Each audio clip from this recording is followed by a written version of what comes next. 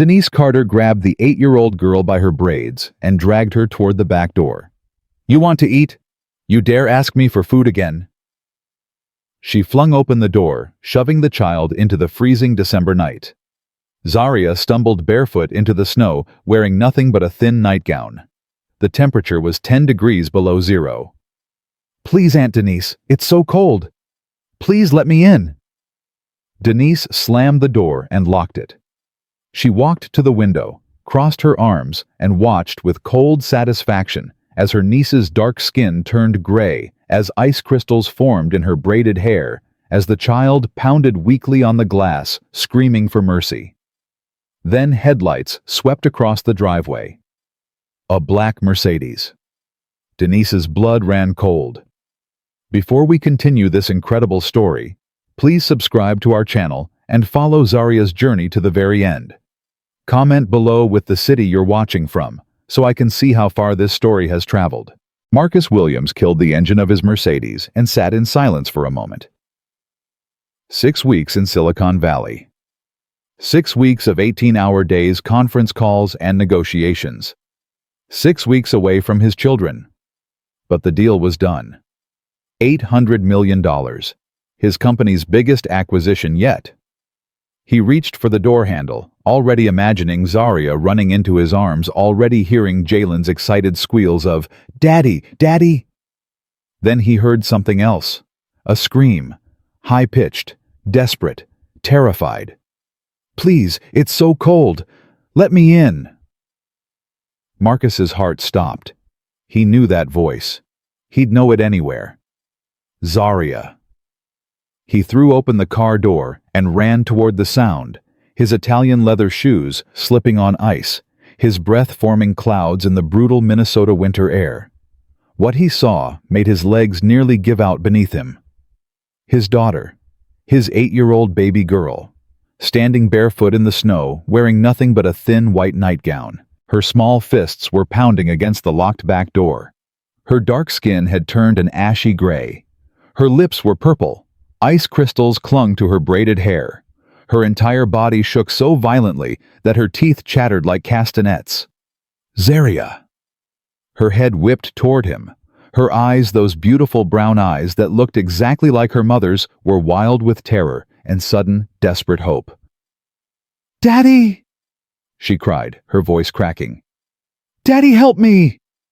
Marcus sprinted to her. He didn't feel the cold. He didn't feel anything except pure, blinding panic. He swept her into his arms, and the shock of her skin against his nearly made him drop her. She was ice, not cold. Ice, like holding a frozen corpse. "Oh God.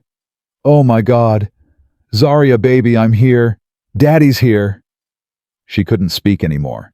Her shivering was too violent. She could only cling to him with fingers that had turned a terrifying shade of blue, her small body convulsing against his chest. Marcus ran toward the house, but the back door was locked. He pounded on it with his fist. "Denise, open this door now!" Footsteps inside. Slow. Deliberate. Then the lock clicked, and the door swung open. Denise Carter stood there in a cashmere sweater and designer jeans, her hair perfectly styled, her makeup flawless. She arranged her face into an expression of surprised concern. "Marcus, thank God you're home. I was just about to bring her in." Zaria was being naughty. She ran outside without proper clothes, despite me telling her. "Don't." Marcus's voice was quiet. Dangerous. "Don't you dare." "I'm sorry." "I saw you, Denise. I saw you standing at the window, watching her freeze." Something flickered in Denise's eyes. Just for a moment. Then the mask slipped back into place. "Marcus, I don't know what you think you saw, but move." He pushed past her into the house, cradling Zaria against his chest. The warmth hit him like a wave, and he felt his daughter's body try to burrow deeper into his arms, seeking heat she'd been denied. Then he heard something else. Crying. Muffled. Coming from upstairs. "Jalen. Where is my son?" "He's taking a nap," Denise said smoothly. "He was fussy earlier, so I put him down." But the crying wasn't the sound of a child waking from sleep. It was weak, exhausted. The cry of a child who had been crying for hours with no one coming. Still holding Zaria, Marcus took the stairs 2 at a time. Jalen's bedroom door was closed. He grabbed the handle. Locked. "Why is this door locked?" "It must have stuck," Denise said from behind him. "The door frame warps in winter." Marcus stepped back and kicked the door. Once, twice. On the third kick, the frame splintered and the door flew open.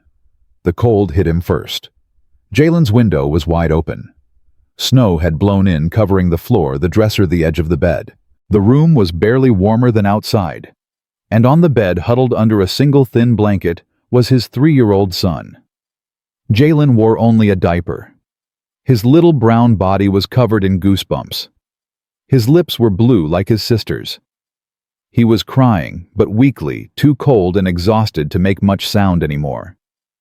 "Daddy," he whimpered. "Daddy, cold. So cold." Marcus thought he might vomit. He might scream. He might kill someone with his bare hands. Instead, he crossed the room in 2 strides, slammed the window shut, and scooped Jalen up with his free arm. Both children clung to him now, shivering, crying, burrowing against his body heat, like their lives depended on it. Because their lives did depend on it. Marcus turned to face Denise. She stood in the doorway, and for just a moment her mask slipped again. He saw irritation there, annoyance, like he'd interrupted something. "The window," she said. "Jalen was having a tantrum. I opened it to calm him down." "You know how hot toddlers run when they're upset? Stop talking." "Marcus, you're overreacting. The children have been difficult while you've been traveling." Mia was being defiant and... "Her name is Zaria." His voice shook with rage. "My daughter's name is Zaria, not Mia, and you're going to stop talking now." He carried both children down the stairs and into the living room. He grabbed a throw blanket from the couch and wrapped it around them, then reached for another, then another, until they were cocooned in warmth. But as he adjusted the blankets, his hands brushed Zaria's arms. He froze. Her arms were thin. Too thin. Like twigs wrapped in skin. He pulled back slightly and looked at her. Really looked at her, for the first time since he'd been home. Her face was gaunt. Her cheekbones jutted sharply. Dark circles ringed her eyes. The baby fat that had rounded her cheeks 6 weeks ago was gone, replaced by hollows that made her look like a different child entirely. "Zaria," he whispered. "Baby, when did you last eat?" Her eyes filled with tears. She glanced toward the doorway where Denise stood, then quickly looked away. "This morning," Denise answered for her. "They had breakfast. They're picky eaters, Marcus. They refuse proper meals no matter what I make. I've tried everything, but they're stubborn." Marcus ignored her. He gently tilted Zaria's chin so she was looking at him. "Zaria, tell Daddy the truth. When did you last eat?" The tears spilled over, running down her hollow cheeks. Her chapped lips trembled. "2 days ago," she whispered.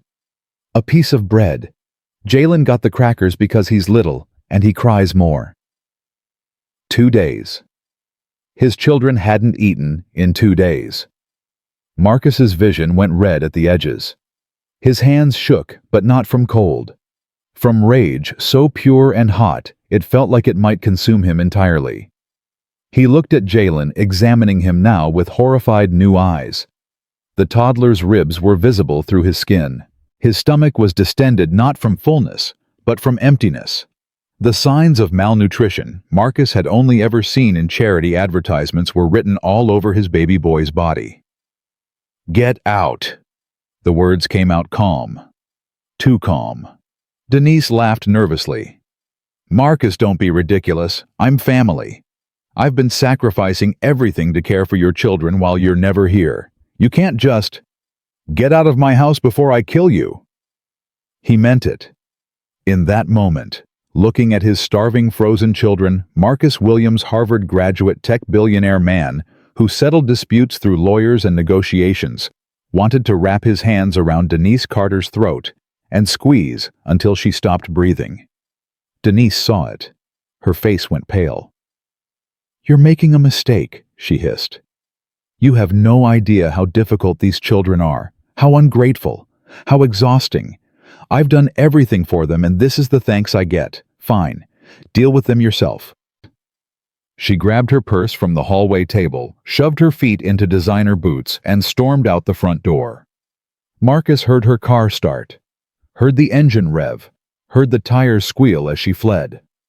Only then did he let himself breathe. "Daddy!"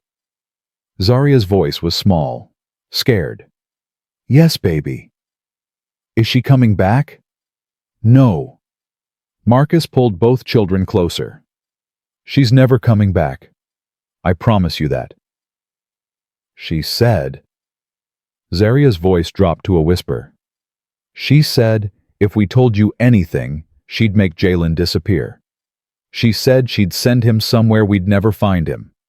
She said you wouldn't believe us anyway." Marcus felt his heart crack straight down the middle.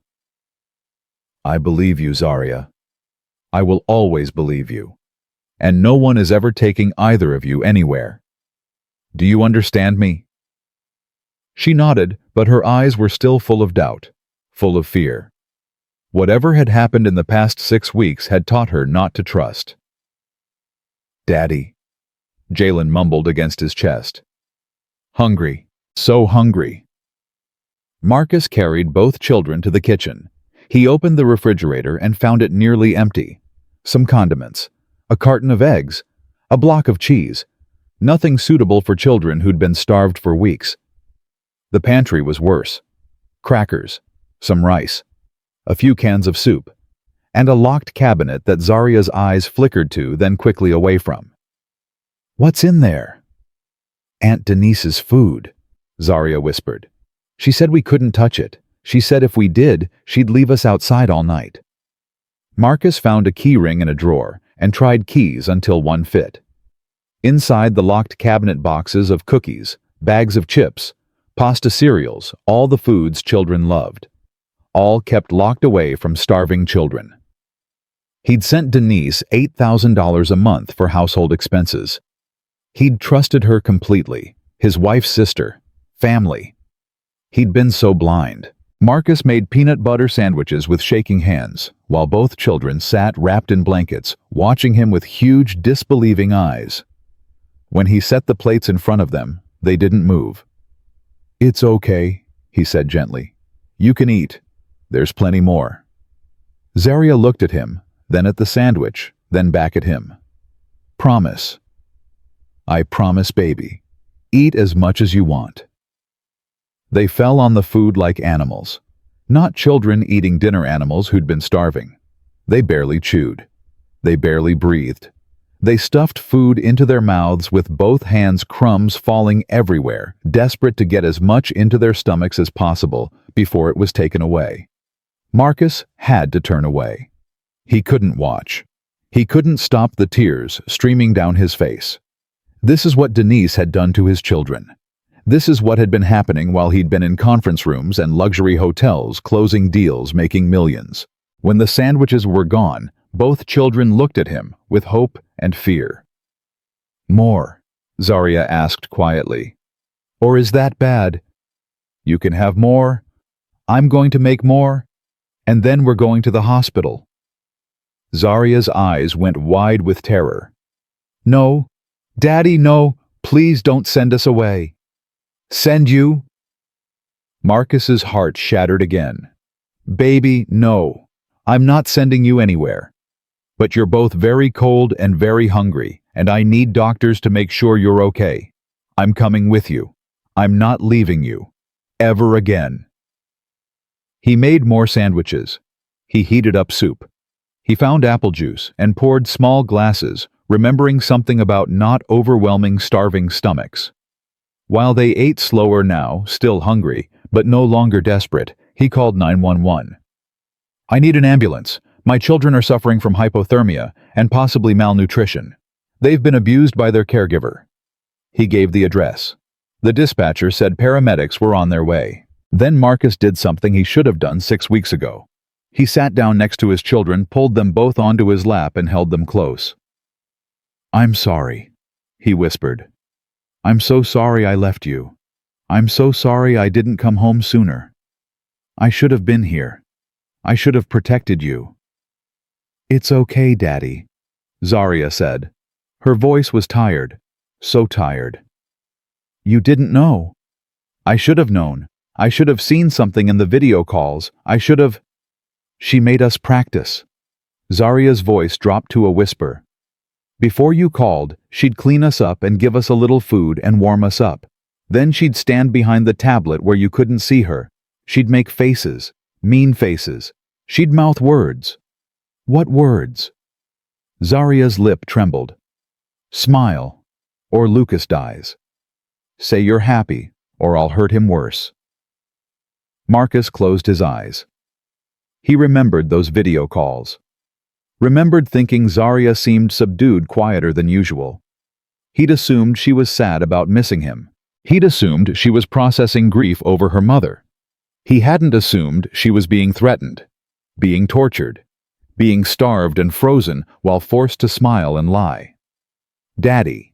Yes, baby. Why did Aunt Denise hate us so much?" Marcus had no answer. He had no words. He just held his children tighter and waited for the ambulance to arrive. The paramedics came within 8 minutes. 2 men and a woman, their faces going pale when they saw the children's condition. "Sir, I need to ask you some questions," one of them said, while the others began examining Zaria and Jalen. "Ask anything. I just got home from a business trip. My sister-in-law was supposed to be caring for them.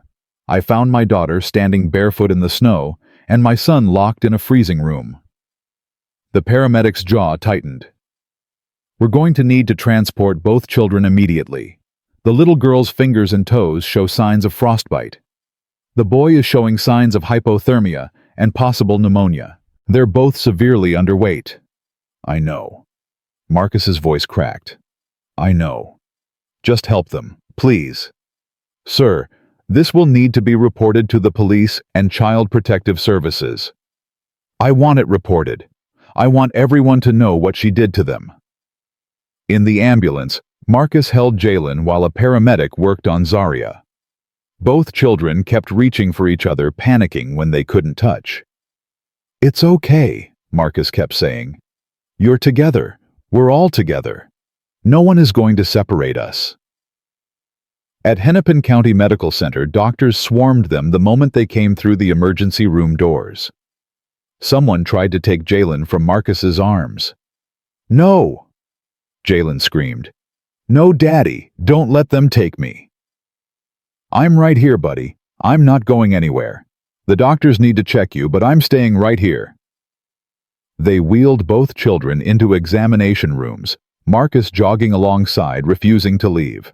He heard medical terminology thrown around: hypothermia, frostbite, severe malnutrition, failure to thrive, each word, another nail in the coffin of his guilt. A doctor pulled him aside. Middle-aged black woman, kind eyes, firm voice. "Mr. Williams, I'm Dr. Angela Robinson. I need to speak with you about your children's condition." "Tell me everything." "Your daughter Zaria weighs 42 pounds. At her age and height, she should weigh at least 60. She has frostbite on her toes and 3 fingers that will require treatment. She's suffering from mild hypothermia and severe malnutrition." Marcus gripped the wall to keep from falling. "Your son Jalen is in more critical condition. He has hypothermia pneumonia from what appears to be prolonged exposure to cold, severe dehydration, and signs of failure to thrive. He's been starving, Mr. Williams. Both of them have been systematically starved." "How long?" "Based on their weight loss and physical condition, I'd estimate at least 4 to 6 weeks of severe food restriction." 6 weeks, the entire time he'd been gone. "Mr. Williams, I'm required by law to report this to the authorities. What you're describing, what I'm seeing, is one of the worst cases of child abuse I've encountered in 20 years of practice." "Please report it," Marcus said. "I want it reported. I want her arrested. I want her to pay for every second of suffering she caused them." Dr. Robinson studied his face. The police will have questions for you as well, Mr. Williams. Extended parental absence in cases like this. I understand. I'll cooperate fully. I'll answer any question they have. I just want my children safe and that woman in prison. The doctor's expression softened slightly. We're admitting both children tonight. They need IV fluids, warming treatments, and nutrition support. You're welcome to stay, but we'll need you to step out during certain examinations. I'm not leaving this hospital until they do. Dr. Robinson nodded. I'll have someone bring you a chair. Over the next few hours, Marcus watched doctors and nurses work on his children through glass windows and open doorways. He answered questions from police officers, the same story over and over. Business trip, sister-in-law as caregiver. Video calls that seemed normal. Coming home to find his daughter in the snow and his son in a freezing room. Detective Keisha Morrison was the lead investigator. A woman in her 50s with sharp eyes and a no-nonsense manner. Mr. Williams, we'll need to search your home for evidence. We'll also need access to your financial records showing payments to Ms. Carter and any communication between you. Take whatever you need. Search anything you want. I'll give you full access to everything. We're putting out a warrant for Denise Carter's arrest. Do you know where she might go? No. I thought I knew her. She's my late wife's sister. I thought she loved my children. Detective Morrison's expression flickered with something like sympathy. In my experience, Mr. Williams, the people who hurt children the most are often the ones they trust the most. At 3 a.m, Marcus was finally allowed into Zaria's room. She was hooked up to IV lines, warming blankets wrapped around her monitors beeping steadily. Her eyes were closed, but they opened when she felt him take her hand. Daddy? I'm here, baby. I'm right here. Is Jalen okay? The doctors are helping him. He's going to be okay. You're both going to be okay. Zaria's eyes filled with tears. I tried to protect him, Daddy. I gave him my food when I could. I tried to keep him warm. But Aunt Denise, she... You don't have to talk about it right now. I want to. Zaria's voice was stronger now, determined. I want you to know what she did. I want everyone to know. Marcus pulled his chair closer, still holding her hand. Tell me, sweetheart. Tell me everything. And Zaria began to talk. She told him about the first week when things had been okay. Not great, but okay. Denise had been distant, but not cruel. Then came the second week. I spilled some juice on the counter, Zaria said. It was an accident. I was trying to pour it myself because she said I was old enough to do things for myself. But I spilled it, and she got so angry, Daddy. So angry. Denise had screamed at her for 10 minutes, called her clumsy, stupid, worthless. Then she'd grabbed Zaria by the arm and dragged her to the back porch. She said I needed to learn discipline. She made me stand out there for 2 hours. It was cold, Daddy. Really cold. I wasn't wearing shoes. My feet hurt so bad. That was the first time. It wasn't the last. She started finding reasons to punish us. Zaria continued. If I talked too loud, if Jalen cried too much, if we asked for food when she hadn't offered it. Everything was a reason to make us stand outside or lock us in cold rooms. The food restrictions started around the same time. She'd cook big dinners for herself, steak and pasta and things that smelled so good. But she'd give us crackers or a piece of bread, sometimes nothing. She said we were too expensive to feed properly. She said black children eat too much anyway. Marcus felt his rage building again, hot and overwhelming. When we said we were hungry, she'd get so mad. She'd say we were greedy and ungrateful. She'd say our mama died because God was punishing her for having us.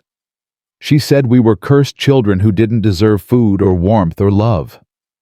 That's not true, Marcus whispered. None of that is true. I know, Daddy.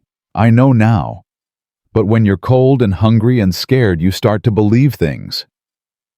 The video calls were the worst part. Before you'd call, she'd clean us up, give us a little food so we wouldn't look so hungry. warm us up so we'd stop shivering. Then she'd stand behind the tablet and make faces at us, threatening faces. She'd mouth words. What words? Zaria's voice dropped to barely a whisper. Smile, or I'll leave Jalen outside all night. Say everything's fine, or I'll stop feeding him completely. Tell your daddy you're happy, or I'll make him disappear. Marcus remembered the video calls. Zaria's subdued demeanor, her quiet answers, her smile that didn't quite reach her eyes. He'd attributed it to grief, to missing him, to being 8 years old and dealing with the loss of her mother. He hadn't seen the terror lurking behind that fake smile. Why didn't you try to signal me somehow? Write a note and hold it up. I thought about it. Zaria's tears fell faster now. But she was always watching, and she said if I tried anything, she'd hurt Jalen so bad he'd never recover. I was so scared, Daddy. I was trying to protect him. Marcus broke then. He laid his head on the bed beside his daughter and sobbed, great heaving sobs that shook his whole body.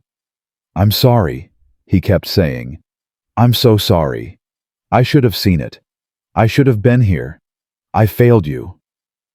Zaria's small hand stroked his hair. His 8-year-old daughter, who had been tortured for 6 weeks, was comforting him. You came home, Daddy. You came home and you believed me. That's what matters. He stayed with her until she fell asleep, then went to check on Jalen. The toddler was in a pediatric ICU crib, oxygen mask on his face, IV lines in his tiny arms. A nurse was monitoring his vitals. He's stabilizing, she said quietly. The pneumonia is our biggest concern right now, but he's responding to treatment. He's a fighter, your little guy. Marcus touched his son's hand through the crib bars.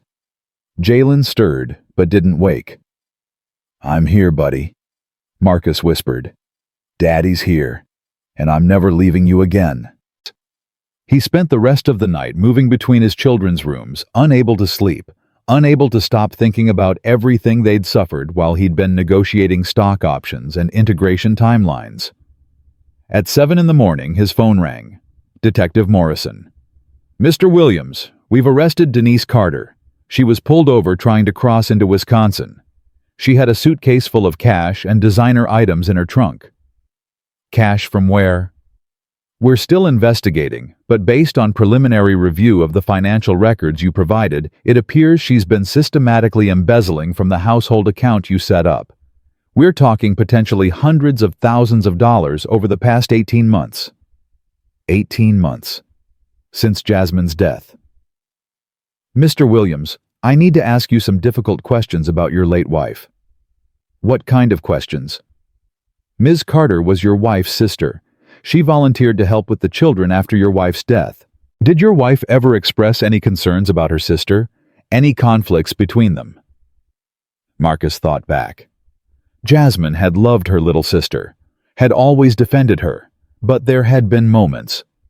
Jasmine said once that Denise was jealous of her, that Denise always wanted what Jasmine had.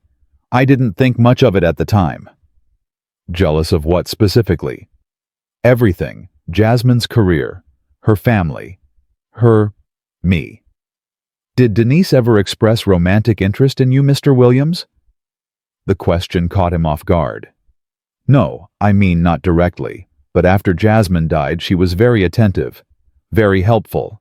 She offered to move in to take care of everything. I thought she was being supportive.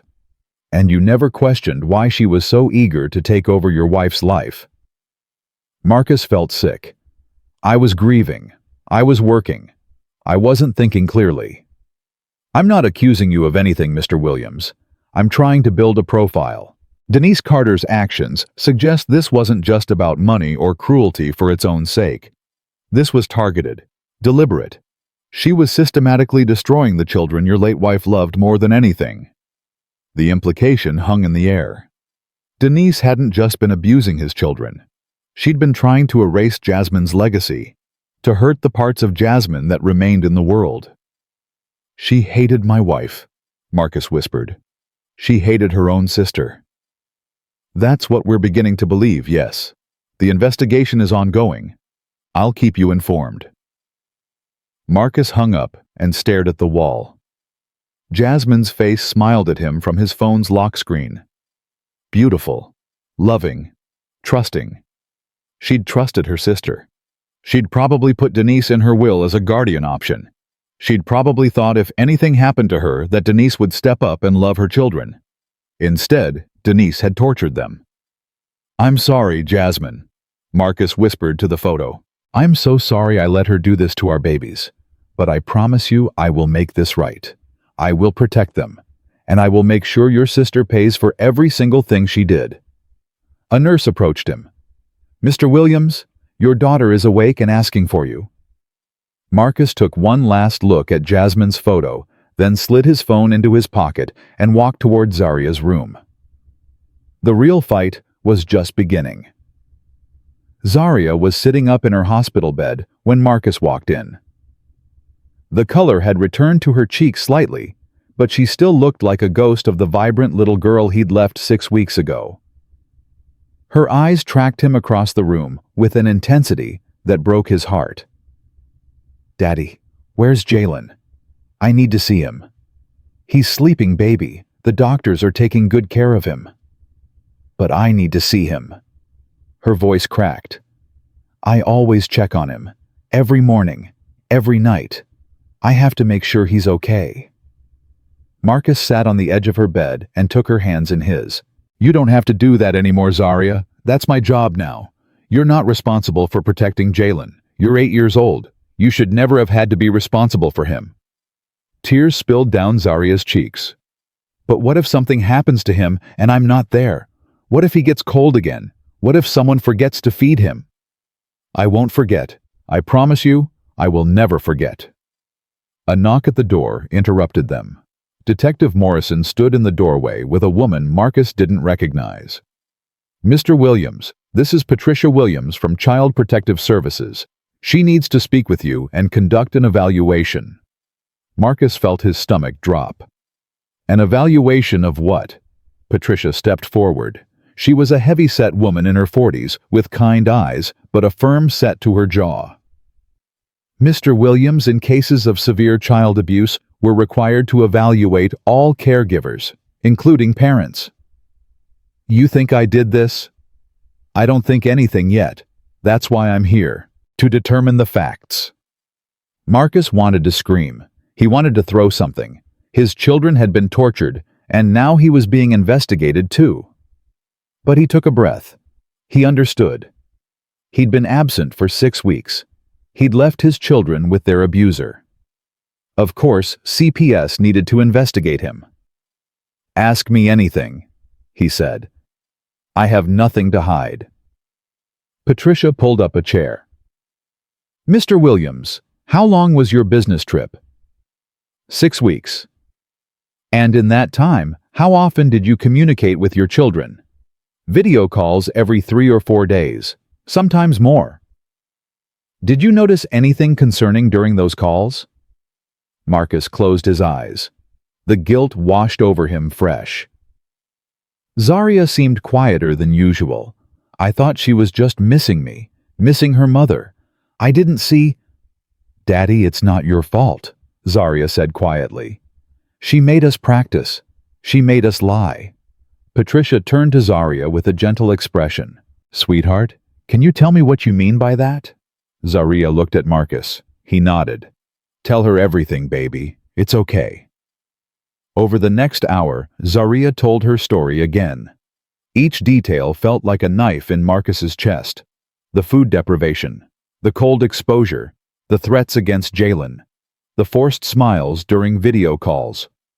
Patricia took careful notes, her expression growing grimmer with each revelation. "Zaria, I need to ask you something important. Did your aunt ever hit you, or Jalen?" Zaria shook her head. "No. She said hitting leaves marks. She said she was smarter than that." Marcus felt bile rise in his throat.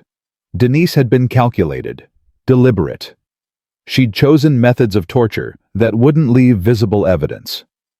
"Did she ever touch you inappropriately?" "No." "Did anyone else come to the house while your daddy was away?" Any friends of your aunt's? Any strangers? Zaria thought for a moment. Her brother came once, Uncle Marcus. Marcus's head snapped up. Denise has a brother named Marcus. That's what she called him. He came for dinner one night. They talked about money, about plans.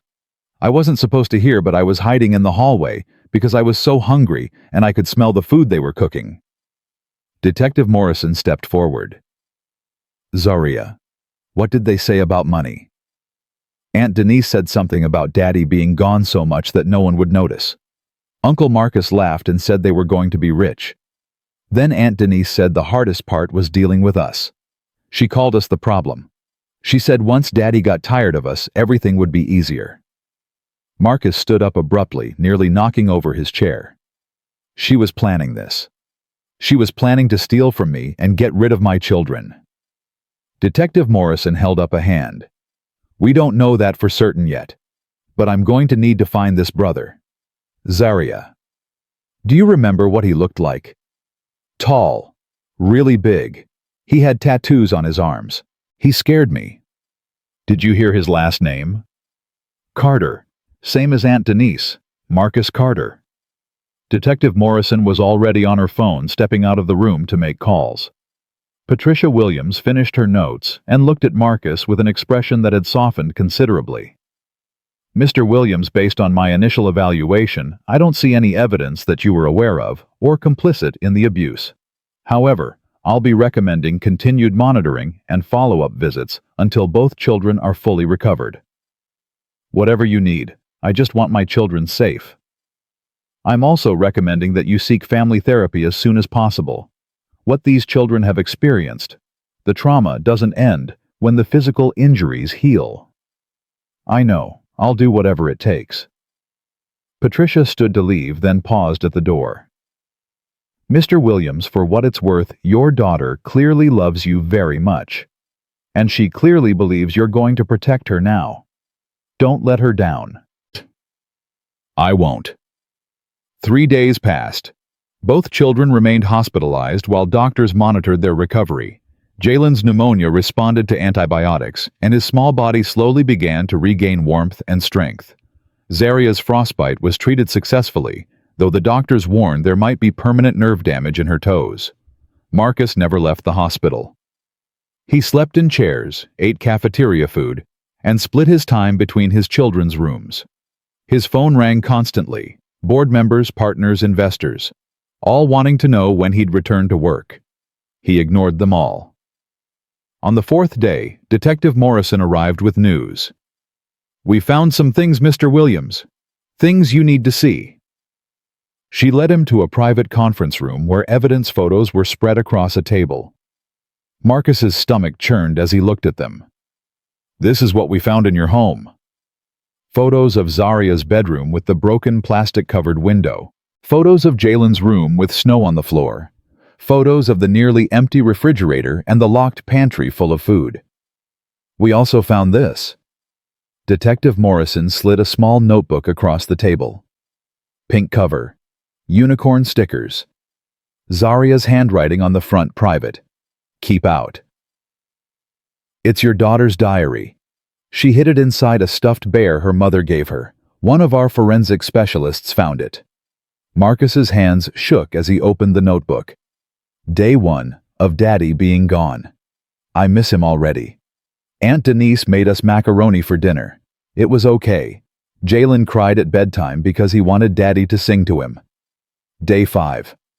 Aunt Denise got mad because I left my shoes in the living room. She yelled really loud. Jalen got scared and cried. She told him to shut up. Day 9. Something is wrong with Aunt Denise. She barely gave us any dinner tonight. Just crackers and a glass of milk. I asked for more and she said I was greedy. I'm still hungry. Marcus flipped forward, his heart pounding. Day 14. Aunt Denise made me stand outside for 3 hours today because I asked for food. So cold. My feet hurt. Jalen is crying inside, but I can't get to him. Day 18. No dinner last night. No breakfast this morning. I gave Jalen the last of my crackers because he's little, and he needs it more. My tummy hurts so much. Day 21. I tried to sneak food from the locked cabinet. Aunt Denise caught me. She was so angry. She dragged me outside and made me stand in the snow for 4 hours. No coat. No shoes. I thought my toes were going to fall off. When she finally let me in, she said if I ever stole food again, she'd leave me outside all night until I froze to death. Marcus couldn't breathe. The words blurred through his tears. Day 28. No food today except one piece of toast. Tummy hurts so much. Jalen won't stop crying from hunger. Aunt Denise says we don't deserve to eat. She says black children eat too much anyway. Day 32. Aunt Denise locked us in Jalen's room with the window open last night. So cold we couldn't sleep. Jalen got really sick. He's coughing a lot.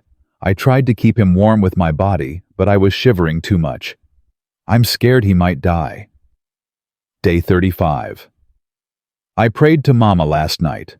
I asked her to send Daddy home. I asked her to make Aunt Denise stop. I don't know if Mama can hear me in heaven. I hope she can. Day 38. Video call with Daddy today. Had to smile and say everything was fine. Aunt Denise stood behind the camera making threats. She mouthed the words, "Smile or Jalen freezes." So I smiled. Even though I'm starving and freezing. I smiled for Daddy so she wouldn't hurt Jalen. Day 40. I hate Aunt Denise. I hate her so much. I wish she would die. I know that's bad to say, but I don't care. She's killing us slowly and no one knows. Does Daddy even miss us? Does he even love us anymore? Aunt Denise says he works so much because he doesn't want to come home to us. She says we're too much trouble. Maybe she's right. Marcus dropped the diary and put his head in his hands. Great heaving sobs racked his body. "Mr. Williams?" Detective Morrison's voice was gentle. "I know this is difficult, but there's more." "More? How can there possibly be more?"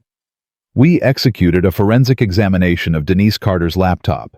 We found financial records showing she's embezzled approximately $230,000 from you over the past 18 months.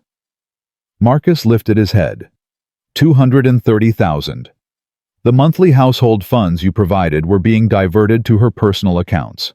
She was spending roughly 15% on actual household expenses and keeping the rest. Designer clothes, jewelry, spa treatments, travel, all funded by money meant for your children's care. She starved my children while spending their money on herself." "Yes, and there's more." Detective Morrison pulled out another file. "We found her personal journal on the laptop. It's disturbing." She slid a printed page across the table. Week 4. Children are learning compliance through food restriction and cold exposure. Effective behavioral modification. The girl is stubborn but breaking. The boy is easier to control. Week 6. Marcus called today. Children performed adequately during video call after appropriate motivation. He suspects nothing. Too focused on closing his precious deal. Just like Jasmine always said. Work always comes first with him. Week 8. Locked children in cold room overnight. Both shivering and crying, but more obedient the next day. The girl tried to keep the boy warm with her body. Touching, really. Won't help either of them in the end. Week 10. Running low on patience with these children. They're getting what they deserve. Jasmine always had everything. The career, the family, the perfect husband. Now her precious babies are learning what the real world is like. Marcus Carter says we should accelerate the timeline. I agree. The sooner Marcus Williams gets tired of these difficult children, the sooner everything falls into place. Marcus stared at the words. What timeline? What was she planning? We believe she intended to drive you away from your children. Make them so difficult, so traumatized, that you'd give up custody. Perhaps institutionalize them. Then she'd position herself as the supportive family member who stood by you through the difficult times. And then, what she thought I'd marry her. That's one theory. Or she planned to continue embezzling until you discovered it, by which time she'd have stolen enough to disappear. We found a file on her laptop labeled Exit Strategy. It contained information about countries without U.S. extradition treaties. Marcus felt sick. She had this planned from the beginning. from the moment Jasmine died. It appears so. She saw an opportunity and took it. My wife trusted her. Jasmine loved her sister. Detective Morrison was quiet for a moment. Mr. Williams, we've been investigating Denise Carter's background. She has a history. What kind of history? She was fired from 2 previous nanny positions. One family in Connecticut filed a complaint alleging child abuse, but they settled out of court. The details were sealed. We're working to access those records. She's done this before. We believe so. We're tracking down the families to see if they'll cooperate with our investigation. Marcus stood up so quickly his chair fell backward. She's been doing this to children for years and no one stopped her. No one put her in prison. The families chose not to press charges. They were wealthy private. They didn't want the publicity. They paid her off and moved on. And she moved on to my family, to my children. Yes. Marcus paced the small room, his hands shaking with rage. Where is she now? County jail. Bail denied. She's not going anywhere. I want to see her. That's not advisable. I want to look her in the face. I want her to know that I know everything, every single thing she did. Mr. Williams, if you confront her, it could compromise the case. Her lawyer could argue witness intimidation or emotional distress affecting her right to a fair trial. Fair trial. She tortured my children for 6 weeks, and you're worried about her fair trial. Detective Morrison stood and faced him directly. I want her to pay as much as you do, but I want her to pay permanently. That means doing this right. No shortcuts, no mistakes, no loopholes her lawyer can exploit. Marcus forced himself to breathe, to think. He was a businessman. He understood strategy. He understood playing the long game. Fine, no confrontation, but I want to be there for every hearing, every trial date, every moment of her prosecution. That's your right as a victim's father. I'll keep you informed of all developments. Over the next 2 weeks, the investigation expanded rapidly. Detective Morrison tracked down Margaret Henderson, the Connecticut mother whose daughter Denise had abused. She agreed to meet Marcus at a coffee shop in Minneapolis. She was a thin woman in her 50s with haunted eyes and trembling hands. I never should have let her go, Margaret said, her voice barely above a whisper. I never should have paid her off. Every day for the past 12 years I've wondered how many other children she hurt because I stayed silent. Tell me what happened. Margaret's story spilled out in fragments. Denise had been their nanny for 8 months. At first everything seemed fine. Then their daughter started changing, becoming withdrawn, losing weight, afraid of the cold. One night my husband came home early from a business trip. He found our daughter locked in the garage. It was January, below zero. She was wearing her pajamas, nothing else. She'd been out there for hours. Marcus closed his eyes. The parallel was too painful. When we confronted Denise, she had excuses. Our daughter had been misbehaving. She needed discipline. She'd only been in the garage for a few minutes. Margaret's voice cracked. But our daughter told us the truth. Weeks of food restriction.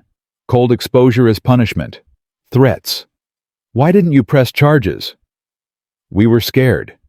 Our lawyer said proving child abuse was difficult, that it would be traumatic for our daughter to testify, that Denise would hire a good attorney and drag our family's name through the mud. Margaret wiped her eyes. So we paid her $50,000 to sign an NDA and disappear. We thought we were protecting our daughter. Instead, we enabled a monster. Would you testify now against her? Margaret hesitated. Fear flickered in her eyes. Then something else. Resolve. Yes. If it means stopping her from hurting anyone else, yes. My daughter is 22 now. She's still in therapy. She still can't stand the cold. If speaking up now prevents other children from going through what she did, I'll do it. Thank you. Thank you for being willing to tell the truth. I should have told the truth 12 years ago. Maybe your children would have been safe. That night, Marcus sat between his children's hospital beds watching them sleep. Zaria's hand twitched occasionally, and she murmured in her dreams, Bad dreams, he knew. Dreams of cold and hunger and fear. Jalen slept more peacefully now that his pneumonia was improving.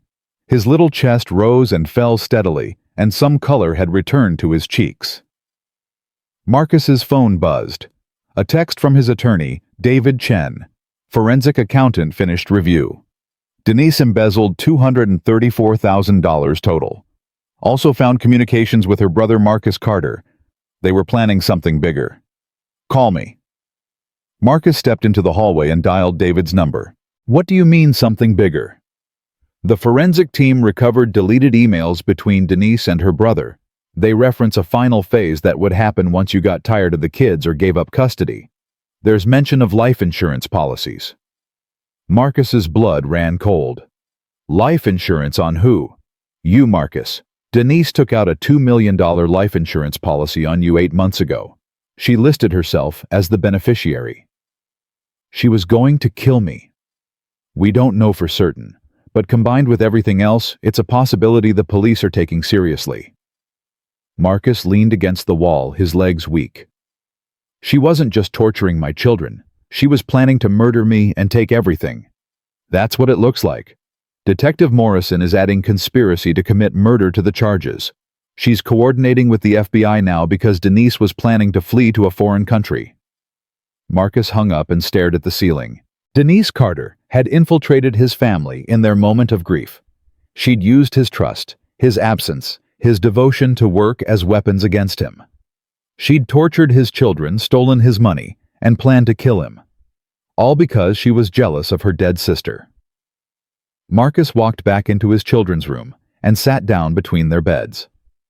He watched them sleep, these two small survivors of a nightmare he'd been too blind to see.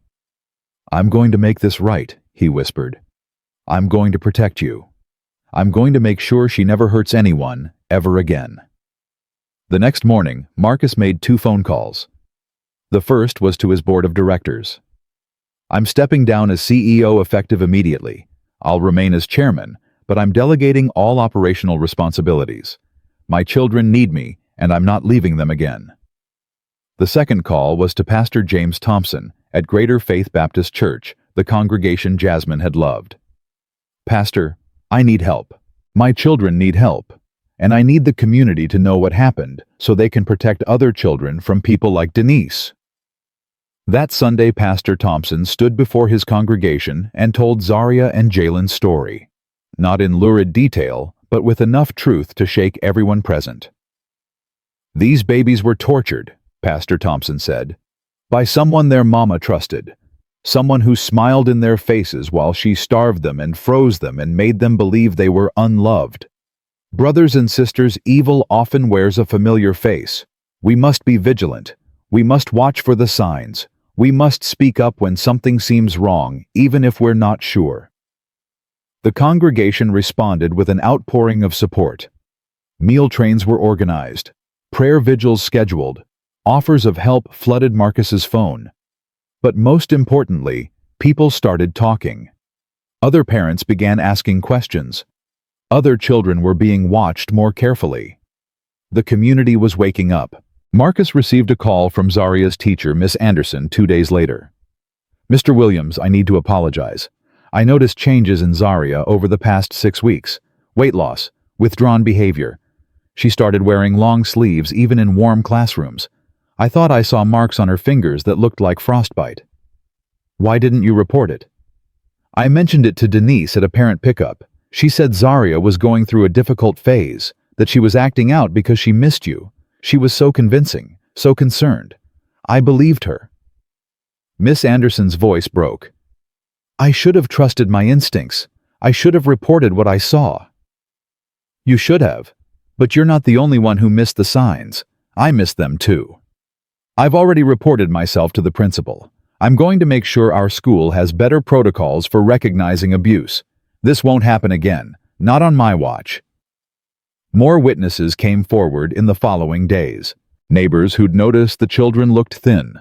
A mail carrier who'd heard crying from the house. A grocery store clerk who'd seen Denise buying luxury foods while the children with her seemed hungry. Everyone had seen something. No one had said anything. Until now. 3 weeks after Marcus found his daughter in the snow, both children were finally discharged from the hospital. Zaria walked out, holding her father's hand. Jalen rode on his hip arms, wrapped tightly around his neck. They went home, but not to the house where the abuse had happened. Marcus had rented a fully furnished apartment while renovations were done on the family home. Every window replaced with thermal glass. Extra heating systems installed. The rooms where the children had suffered completely gutted and redesigned.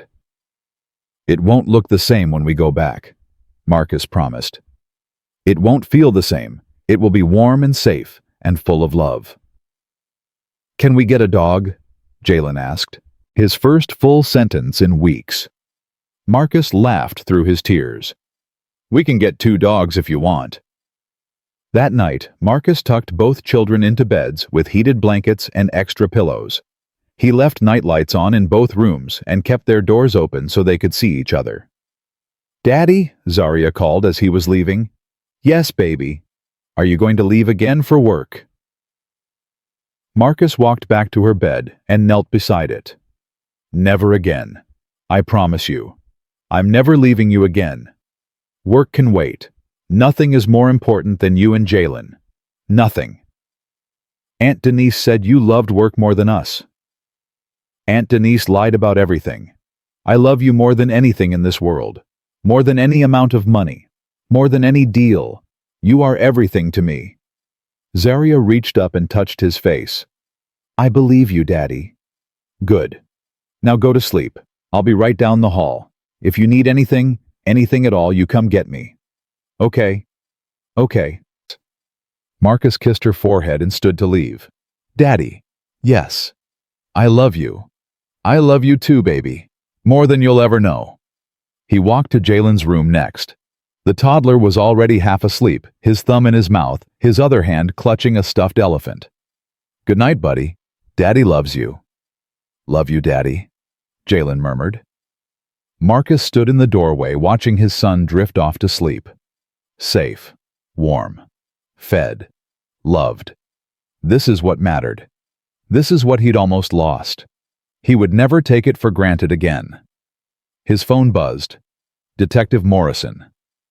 "Mr. Williams, we have a problem. Denise Carter made bail." Marcus felt the floor shift beneath his feet. "What do you mean she made bail? You told me bail was denied." "She appealed to a different judge, Judge Harrison in Ramsey County. He ruled that she wasn't a flight risk and set bail at $500,000. She posted bond 3 hours ago through a bail bondsman we weren't monitoring." "Nah. 3 hours. She's been free for 3 hours, and you're just now telling me. We just found out ourselves. There was a jurisdictional mix-up. By the time we realized what happened, she was already gone." Marcus gripped his phone so hard he thought it might crack. "Where is she now?" "We don't know. She's not at her apartment. She's not answering her phone. Her vehicle was spotted leaving Minneapolis heading north, but we lost visual contact near Duluth. She's running. Or she's coming back. Mr. Williams, I need you to take your children somewhere safe, right now. Don't tell anyone where you're going. Don't use credit cards. Pay cash for everything." Marcus was already moving. He grabbed his wallet, his keys, the emergency bag he'd packed after the first night at the hospital. "I have a security team. I'm calling them now." "Good. I'm dispatching officers to your location, but until they arrive, trust no one. Denise has a brother with a criminal record, Marcus Carter. He's been in contact with her regularly. We believe he may be helping her." Marcus remembered what Zaria had said about Uncle Marcus. Tall, big, tattoos, scary. "I'm getting my children out now." He hung up and ran to Zaria's room. She was sitting up in bed, eyes wide, already sensing something was wrong. "Daddy, what's happening?" "We need to go, baby, right now. Don't ask questions. Just come with me." Zaria threw off her blankets and grabbed her shoes. No hesitation, no argument. 6 weeks with Denise had taught her to move fast when an adult's voice carried that edge of fear. Marcus scooped Jalen from his bed. The toddler whimpered, but didn't fully wake, his head lolling against Marcus's shoulder. "Is she coming?" Zaria whispered as they hurried down the hallway. "Is Aunt Denise coming?" "I don't know, baby, but we're not taking any chances." They were at the front door when Marcus's phone rang again. Unknown number. He answered anyway. "Hello." "Marcus." Denise's voice slithered through the speaker like poison. "Did you miss me?" Marcus stopped cold. His blood turned to ice. "Where are you?" "Closer than you think. Did you really believe you could take everything from me and get away with it? Did you think I'd just rot in a jail cell while you played hero daddy? You tortured my children. You starved them. You froze them. You deserve to rot." Denise laughed. It was a hollow, ugly sound. "Those ungrateful brats got what they deserved, just like Jasmine got what she deserved." Marcus's heart stopped. "What did you say?" "Your precious wife, my perfect sister, the one who had everything while I had nothing. Did you ever wonder why she was driving on that icy road the night she died? Why she was in such a hurry?" "It was an accident." "Was it?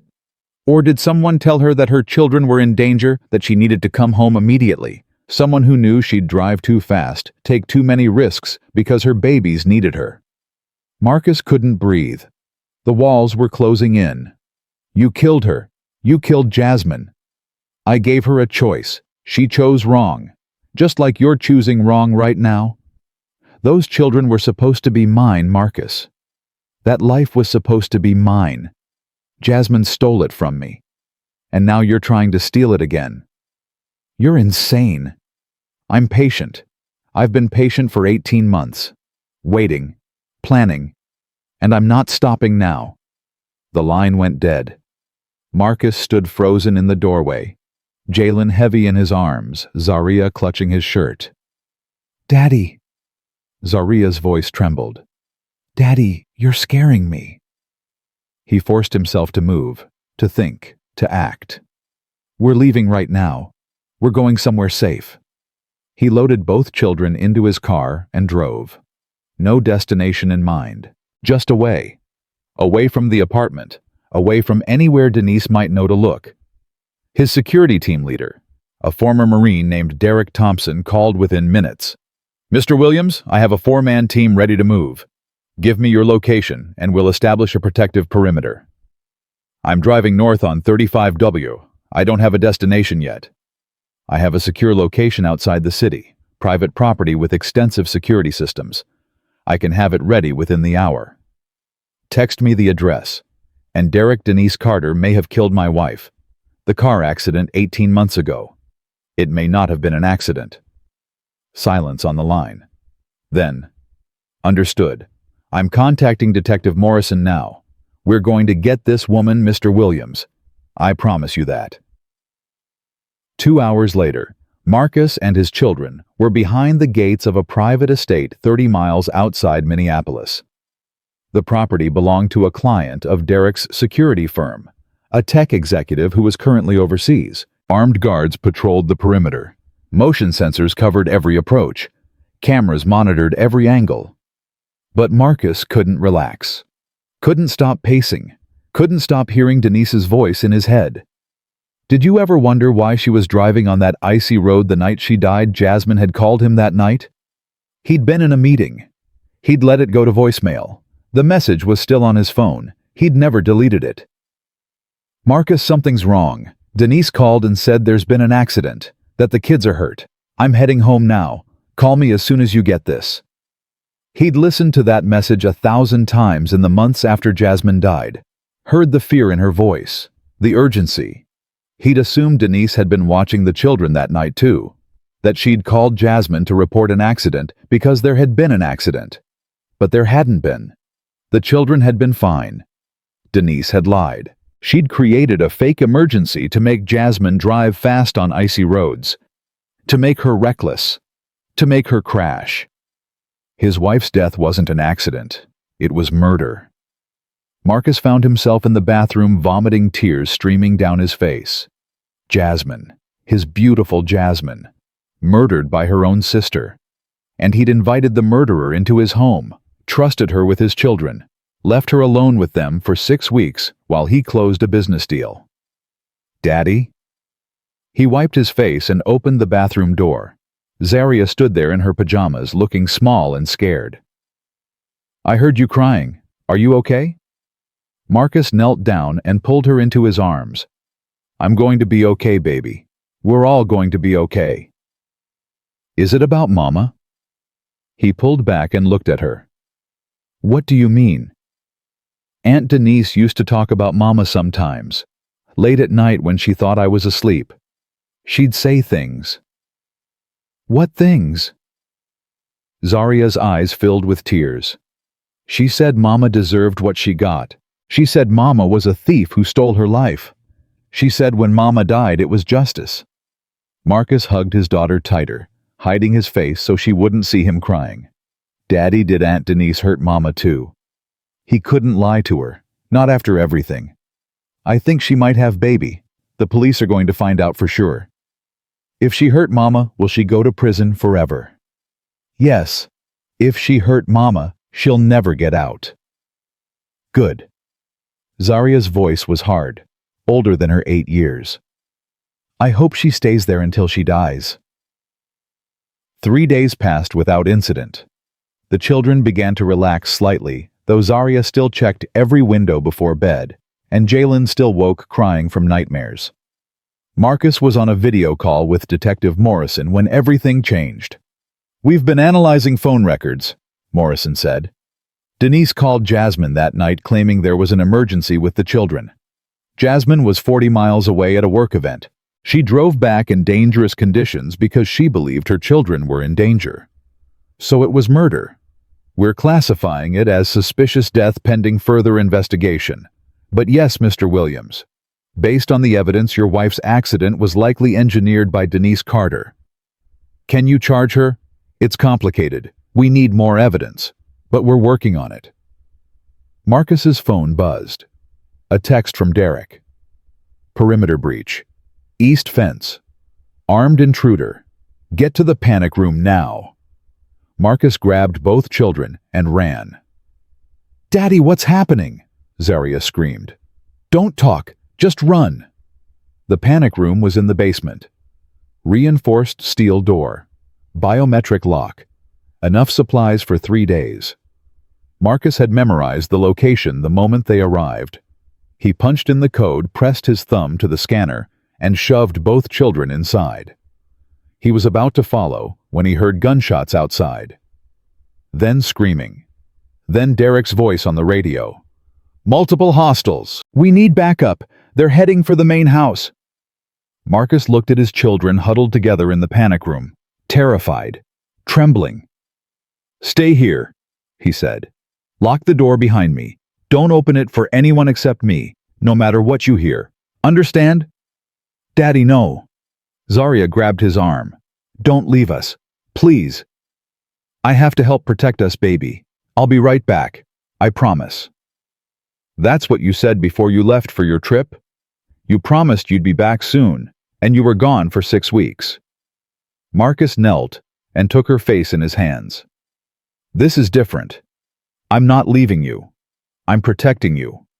There's a difference. Now lock this door and don't open it until I come back." He closed the door and heard the locks engage. Then he ran toward the sound of gunfire. The scene outside was chaos. Derek and his team were engaged in a firefight with 2 men near the east fence. One of the attackers was huge, covered in tattoos. Marcus Carter, Denise's brother. The other attacker was smaller, faster, moving toward the house while Marcus Carter provided cover fire. It was Denise. She'd cut through the fence and was running across the lawn, heading straight for the back door. Marcus intercepted her 10 feet from the entrance. "Get out of my way," Denise snarled. Her eyes were wild, desperate. "Those children belong to me." "They're not yours. They never were. Jasmine stole them from me. She stole everything. The career I deserved, the husband I deserved, the life I deserved. She was nothing but a pretty face, and she got everything while I got nothing." "You killed her. Your own sister. Denise's face twisted into something ugly. She killed herself. I just gave her a reason to drive fast. If she'd been more careful, she would have survived. But Jasmine was always reckless, always thinking she was invincible. You're a monster. I'm a survivor. And those children are my insurance policy. With them, I have leverage. Without them, I have nothing. She lunged at him, and Marcus saw the knife in her hand. He caught her wrist, but she was stronger than she looked, fueled by desperation and rage. They struggled. The knife came close to his throat, his chest, his face. Marcus heard Zaria's voice in his head. Promise you're not leaving again. He twisted Denise's wrist hard. Bone cracked. She screamed and dropped the knife, but she didn't stop. She clawed at his face, his eyes fighting like a cornered animal. I'll kill you, she screamed. I'll kill you, and take them, and disappear. No one will ever find us. Marcus punched her. He'd never hit a woman in his life, but he punched Denise Carter with every ounce of rage and fear and grief he'd been carrying for 18 months. She went down. Behind him, more gunshots. Then silence. Derek appeared, breathing hard blood on his shirt. We got them. Both of them. Carter's down. Wounded but alive. Police are 2 minutes out. Marcus looked down at Denise, unconscious on the ground. Blood trickled from her nose. Her broken wrist was bent at an ugly angle. He felt nothing. No satisfaction. No relief. Just emptiness. The children, safe in the panic room. Go to them. I'll handle this. Marcus ran back inside. His hands were shaking so badly he could barely enter the code for the panic room. Zaria Jalen. It's Daddy. You can open the door now. Silence. Then the sound of locks disengaging. The door opened and both children threw themselves into his arms, sobbing. You came back, Zaria cried. You came back. I will always come back. Always. Is she gone? Is Aunt Denise gone? She's gone, baby. The police are taking her away. She's never going to hurt you again. Marcus held his children on the floor of the basement, rocking them gently, whispering promises he would keep this time. When the police arrived, they found Denise Carter and her brother in handcuffs. Derek and his team had wounds that needed treatment, but nothing life-threatening. Detective Morrison surveyed the scene with grim satisfaction. Conspiracy to commit kidnapping, attempted kidnapping, assault with a deadly weapon, violation of bail conditions, and we're adding murder charges for Jasmine Williams pending full investigation. She confessed to me, Marcus said. She told me she lied to Jasmine about the kids being hurt, made her drive fast on icy roads. We'll need a formal statement, but with what we already have plus the kidnapping attempt, Denise Carter is never seeing the outside of a prison again. Marcus looked through the window at Denise being loaded into a police car. Her face was swollen. Her broken wrist hung at her side. But even now, even defeated, her eyes found his, and she smiled. A cold, knowing smile that said this isn't over. But Marcus knew something she didn't. It was over. She just hadn't accepted it yet. 2 weeks later, Marcus sat in the district attorney's office with Jennifer Walsh, the prosecutor assigned to the case. We're charging Denise Carter with murder in the first degree for Jasmine Williams' attempted murder of you, aggravated child abuse, torture, conspiracy to commit kidnapping, attempted kidnapping, assault with a deadly weapon, and 12 counts of fraud and embezzlement. What about her brother? Marcus Carter is facing charges for attempted kidnapping, assault, and being an accessory to all of Denise's crimes. We're offering him a reduced sentence if he testifies against his sister. Will he take it? His lawyer's advising him to. Denise was the mastermind. He was just the muscle. If he cooperates fully, he's looking at 20 years instead of life. And Denise? Jennifer's expression was hard. If convicted on all counts, she's looking at multiple life sentences without possibility of parole. She'll die in prison, Mr. Williams. She doesn't deserve anything less. The preliminary hearing was scheduled for 3 weeks later. Marcus prepared his children carefully. You might have to tell a judge what happened, he explained to Zaria. Just like you told me. just like you told Detective Morrison. But this time, the judge will decide if Aunt Denise has to go to trial. Will she be there in the room? Yes, baby, but she can't hurt you. There will be guards, and I'll be right there with you. Zaria's jaw set with determination. Good. I want her to see me. I want her to know I'm not scared of her anymore. Are you scared? Zaria thought for a moment. A little, but I'm more angry than scared. She hurt me and Jalen. She hurt Mama. She has to pay for what she did. Marcus had never been prouder of his daughter. The night before the hearing, he tucked both children into bed at their new home. The renovations on the family house were complete, but Marcus had decided to sell it. Too many bad memories. Bad. They'd moved to a different neighborhood. A fresh start. Daddy, Zaria called as he was leaving her room. Yes, baby? Tomorrow when I see Aunt Denise, what if I get scared and can't talk? Marcus came back and sat on the edge of her bed. Then you take a deep breath, you look at me, and you remember that no matter what, you are the bravest person I know. What you survived, what you did to protect Jalen, that takes more courage than most adults will ever have. I don't feel brave. Being brave doesn't mean you're not scared. Being brave means you're scared, but you do it anyway. You've been doing that for 6 weeks. One more day won't break you. Zaria reached up and hugged him. I love you, Daddy. I love you too, sweetheart. More than anything in this world. In his room, Marcus sat on the edge of his bed and looked at Jasmine's photograph on his nightstand. I'm going to get justice for you, he whispered. For you and for our babies.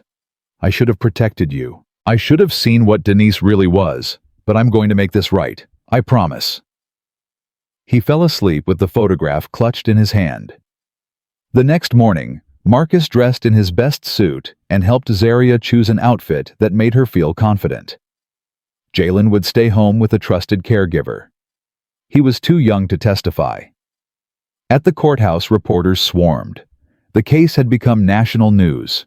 The rich tech executive, the murdered wife, the tortured children, the psychotic sister-in-law. It had all the elements of a true crime documentary. Marcus shielded Zaria from the cameras and led her inside. Detective Morrison met them at the entrance. The judge approved Zaria testifying in chambers. Smaller room, less intimidating. Denise will be present but restrained and behind a barrier. Thank you. Are you ready, Zaria? Zaria took a deep breath, looked at her father, nodded. I'm ready. Let's go put Aunt Denise in prison forever. They walked into the courthouse together, father and daughter ready to face the monster who had destroyed their family. And inside waiting for them, Denise Carter sat in chains, her broken wrist in a cast, her eyes burning with hatred. But she wasn't smiling anymore. Judge Robert Thompson studied Zaria with kind but serious eyes. Young lady, do you understand why you're here today? Zaria sat in an oversized leather chair, her feet barely touching the floor. Her father sat beside her close enough to touch, but not touching. She'd asked him not to hold her hand during the testimony. She wanted to do this on her own. Yes, sir. I'm here to tell the truth about what Aunt Denise did to me and my brother. And you understand that you must tell only the truth, that lying to a judge is a very serious thing. I understand. I'm not going to lie. Aunt Denise is the one who lies, not me. Something flickered in the judge's eyes. Respect, maybe, or sadness. Very well. Ms. Walsh, you may proceed. Jennifer Walsh, the prosecutor, approached Zaria with a gentle smile. Zaria, I'm going to ask you some questions about what happened while your father was away on his business trip. Take your time. If you need a break, just say so. Okay. Okay? Can you tell the judge about the first time Aunt Denise punished you? Zaria took a breath. She looked at Denise sitting behind a barrier in chains, and something hardened in her young face. It was the second week after Daddy left. I spilled juice on the counter. It was an accident. I was trying to pour it myself because she said I was old enough, but I spilled it and she started screaming at me. What did she say? She called me stupid, clumsy. She said black children were always making messes. Then she grabbed my arm and dragged me to the back porch. What happened on the porch? She pushed me outside. It was cold, really cold. I wasn't wearing shoes. She said I had to stand there until I learned to be careful. How long did you stand outside? 2 hours, maybe more. I was crying and begging to come in, but she just watched through the window. Marcus clenched his fists so hard his knuckles turned white. He wanted to scream, wanted to leap across the room and strangle Denise with his bare hands. But he stayed still. For Zaria. Did this happen again? The punishment of standing outside in the cold? Yes, many times. Whenever we did something wrong, or sometimes when we didn't do anything wrong at all. She just felt like punishing us. Can you tell the judge about the food situation? Zaria's eyes dropped to her lap. This was the hardest part, the hunger. She stopped feeding us properly after the first week. She'd make big dinners for herself, steak, pasta, things that smelled so good. But she'd give us crackers, or a piece of bread, sometimes nothing. What happened when you said you were hungry? She'd get really angry. She'd say we were greedy, ungrateful. She'd say black children eat too much anyway, and we needed to learn discipline. Denise shifted in her seat. Her lawyer, Stephen Pierce, leaned over to whisper something. She shook her head sharply. Zaria, can you tell the judge about the night before your father came home? Zaria's voice dropped to barely a whisper. She locked me and Jalen in his room. The window was open. Snow was coming in. It was so cold we couldn't sleep. Jalen got really sick. He was coughing and crying, and I tried to keep him warm with my body, but I was shivering too. Did you ask Aunt Denise to close the window? I banged on the door. I screamed. But she didn't come. She left us there all night. And the next day, the day your father came home, I asked for lunch, just asked politely if we could eat something, and she got so angry. Zaria's hands trembled. She grabbed me by my braids and dragged me to the back door. She threw me outside in just my nightgown. No coat, no shoes, nothing. The snow was so deep it came up to my ankles. How long were you outside? I don't know exactly. A long time. Long enough that my fingers and toes stopped hurting. Long enough that I thought I was going to die. What were you doing while you were outside? Crying, begging her to let me in. But she just stood at the window and watched. She was smiling, Judge. She was smiling while I froze. The courtroom was silent except for Zaria's shaky breathing. Then Daddy came home. He saw me in the snow. He ran to me and picked me up and carried me inside. And that's when he found Jalen locked in the freezing room. Jennifer Walsh paused, letting the testimony sink in. Zaria, I need to ask you about the video calls with your father. Did you ever try to tell him what was happening? I wanted to. So bad. But Aunt Denise made us practice before every call. She'd clean us up, give us a little food, warm us up so we'd stop shivering. Then she'd stand behind the tablet where Daddy couldn't see her. What would she do? She'd make threatening faces. She'd mouth words at us. What words? Zaria's voice cracked. Smile or Jalen freezes. Say you're happy or I'll hurt him worse. Tell your daddy everything's fine or I'll make Jalen disappear. Marcus made a sound, a choked, wounded sound. He couldn't help it. So you lied to your father during those calls. I had to. I was protecting Jalen. If I told the truth, she would have hurt him. She would have made him disappear. I couldn't let that happen. Jennifer turned to face Denise directly. Zaria is the woman who did these things to you in this room today. Zaria raised her head. She looked straight at Denise with eyes that held no fear, only fury. Yes, she's right there. Aunt Denise. She starved us. She froze us. She made us think we were going to die, and she enjoyed it. Denise's face contorted with rage. You lying little Ms. Carter. Judge Thompson's voice cracked like a whip. You will remain silent, or I will have you gagged. Do you understand? Denise's lawyer grabbed her arm, whispering urgently. She settled back into her chair, but her eyes never left Zaria. Eyes full of hatred, full of promises. "No further questions, Your Honor," Jennifer said. Stephen Pierce stood for cross-examination. He approached Zaria with a practiced smile that didn't reach his eyes. "Zaria, you love your daddy very much, don't you?" "Yes." "And you want to help him, right? You want to say things that make him look good." "I want to tell the truth. But isn't it possible that you're exaggerating some of what happened? Children sometimes remember things differently than they actually occurred." Zaria stared at him. "I remember everything exactly the way it happened. I wrote it down in my diary every night. I have scars on my fingers and toes from frostbite.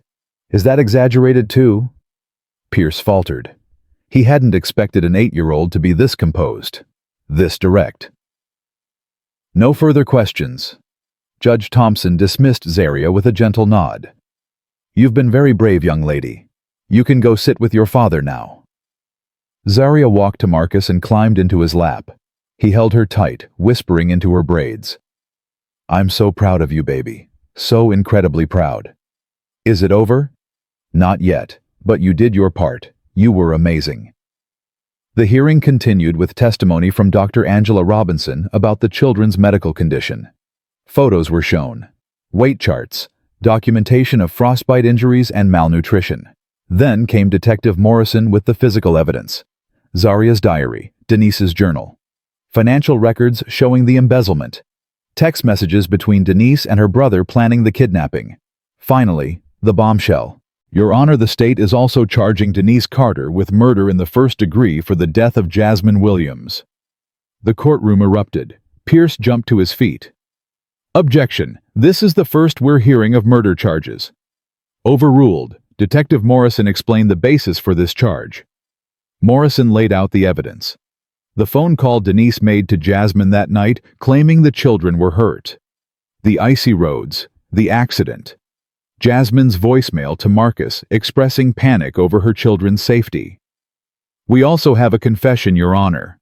During the attempted kidnapping at the secure location, Denise Carter told Marcus Williams directly that she engineered his wife's death." "That's hearsay," Pierce shouted. "Mr. Williams is prepared to testify under oath, and we have corroborating evidence from phone records showing Denise called Jasmine at precisely the time she claims she didn't." Judge Thompson looked at Denise with barely concealed disgust. "Ms. Carter, you are remanded without bail pending trial. This court finds overwhelming probable cause for all charges. We're done here." Denise screamed as bailiffs approached. "This isn't justice. Those children are liars. Marcus Williams is a neglectful father who abandoned his kids. I'm the victim here." "Remove her," Judge Thompson ordered. As Denise was dragged from the courtroom, she caught Marcus's eye. "This isn't over," she mouthed. "I'll find a way. I always find a way." But Marcus just held his daughter tighter and watched Denise disappear through the doors. 3 months later, the criminal trial began. The prosecution's case was devastating. Witness after witness took the stand. Medical professionals, police officers, financial experts, the Connecticut family whose daughter Denise had abused a decade ago, teachers who'd noticed Zaria's deteriorating condition, neighbors who'd heard suspicious sounds from the house. Denise's brother Marcus Carter took the stand as a prosecution witness. In exchange for a reduced sentence, he testified about everything. "Denise approached me about 6 months after her sister died. She said there was an opportunity, a way for both of us to get rich." What was the opportunity? Marcus Williams was rich. His kids were young. Denise said if she could get close to the family, gain their trust, she could siphon off money. Lots of it. Was there ever discussion of harming the children? Marcus Carter hesitated. Denise said the kids needed to be broken, made difficult, so that Marcus Williams would get tired of them, maybe put them in some kind of institution or boarding school. Then Denise could get even closer to him, maybe marry him eventually. And what about Jasmine Williams? Did Denise ever talk about her sister's death? Marcus Carter looked at his sister. For just a moment, something like shame flickered across his face. She bragged about it, said she'd called Jasmine that night with a fake emergency, made her panic, made her drive fast on icy roads. She said Jasmine dying was the luckiest thing that ever happened to her. The courtroom gasped. Jennifer Walsh let the silence stretch before continuing. Did you believe her? Denise doesn't lie about things like that. She only lies when it helps her. Telling me the truth about Jasmine? She was proud of it. She wanted me to know how smart she was. Denise's attorney tried to discredit Marcus Carter on cross-examination. You're testifying to avoid life in prison, aren't you? You'd say anything to save yourself. I'd say anything true to save myself. What I just told you is the truth. My sister killed hers, and she was planning to do a lot worse before Marcus Williams came home early and caught her. What do you mean worse? Marcus Carter swallowed hard. The original plan was for the children to die. Make it look like an accident, exposure. Then Denise would be there to comfort Marcus Williams, help him through his grief, just like she did after Jasmine died. Eventually she'd marry him, take everything. You're saying your sister planned to murder 2 children? I'm saying she would have if she'd had more time. Marcus Williams sat in the gallery's area beside him. His hand gripped the armrest so hard the wood creaked. Zaria leaned into him. It's okay, Daddy. We're safe now. He looked at his daughter. His brave, resilient, incredible daughter. Yes, baby. We're safe. The trial lasted 3 weeks. Denise took the stand in her own defense against her attorney's advice. It was a catastrophe. Under Jennifer Walsh's cross-examination, Denise's mask crumbled completely. Ms. Carter, you testified that you loved your niece and nephew. Is that correct? Yes, I loved them like they were my own. Then why did your journal contain entries describing them as the problem that needed to be eliminated? That's taken out of context. In what context is children are becoming too weak to be useful? Next step must be accelerated. Innocent. I was frustrated. Caregiving is stressful. Frustrated enough to starve them. Frustrated enough to force them to stand outside in sub-zero temperatures. I never. We have photographs of Zaria Williams' frostbite injuries. We have medical records showing both children lost nearly a third of their body weight. We have your own handwriting in a journal documenting systematic abuse. Are all of these lies too? Denise's composure shattered. Those children were ungrateful. They never appreciated anything I did for them. Just like Jasmine. Jasmine had everything.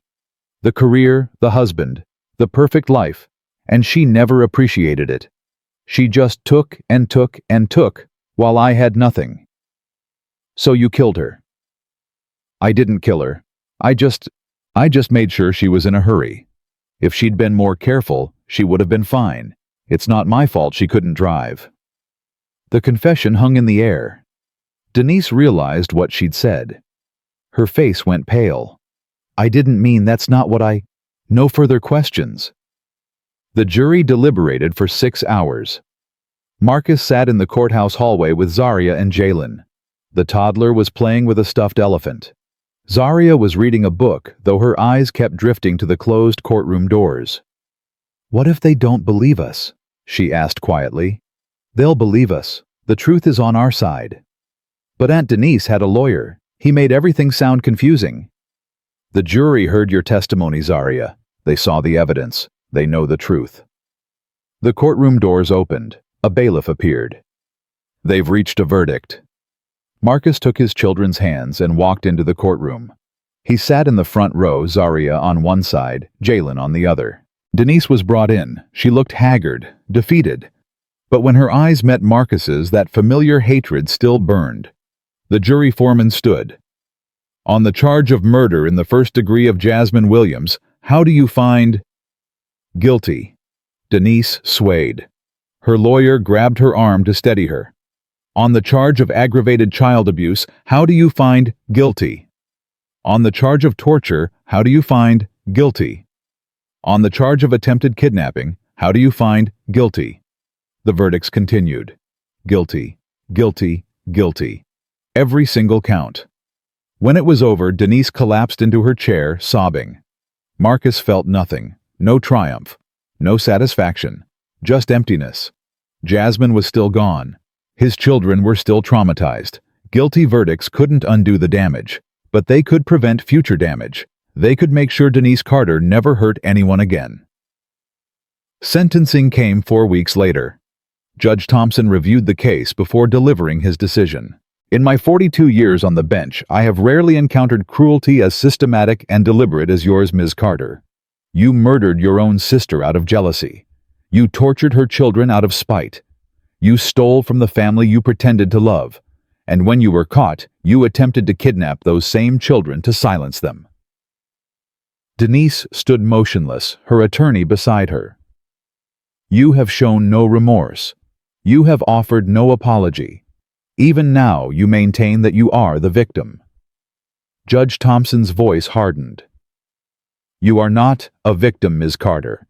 You are a predator, and this court will ensure you never prey on anyone again.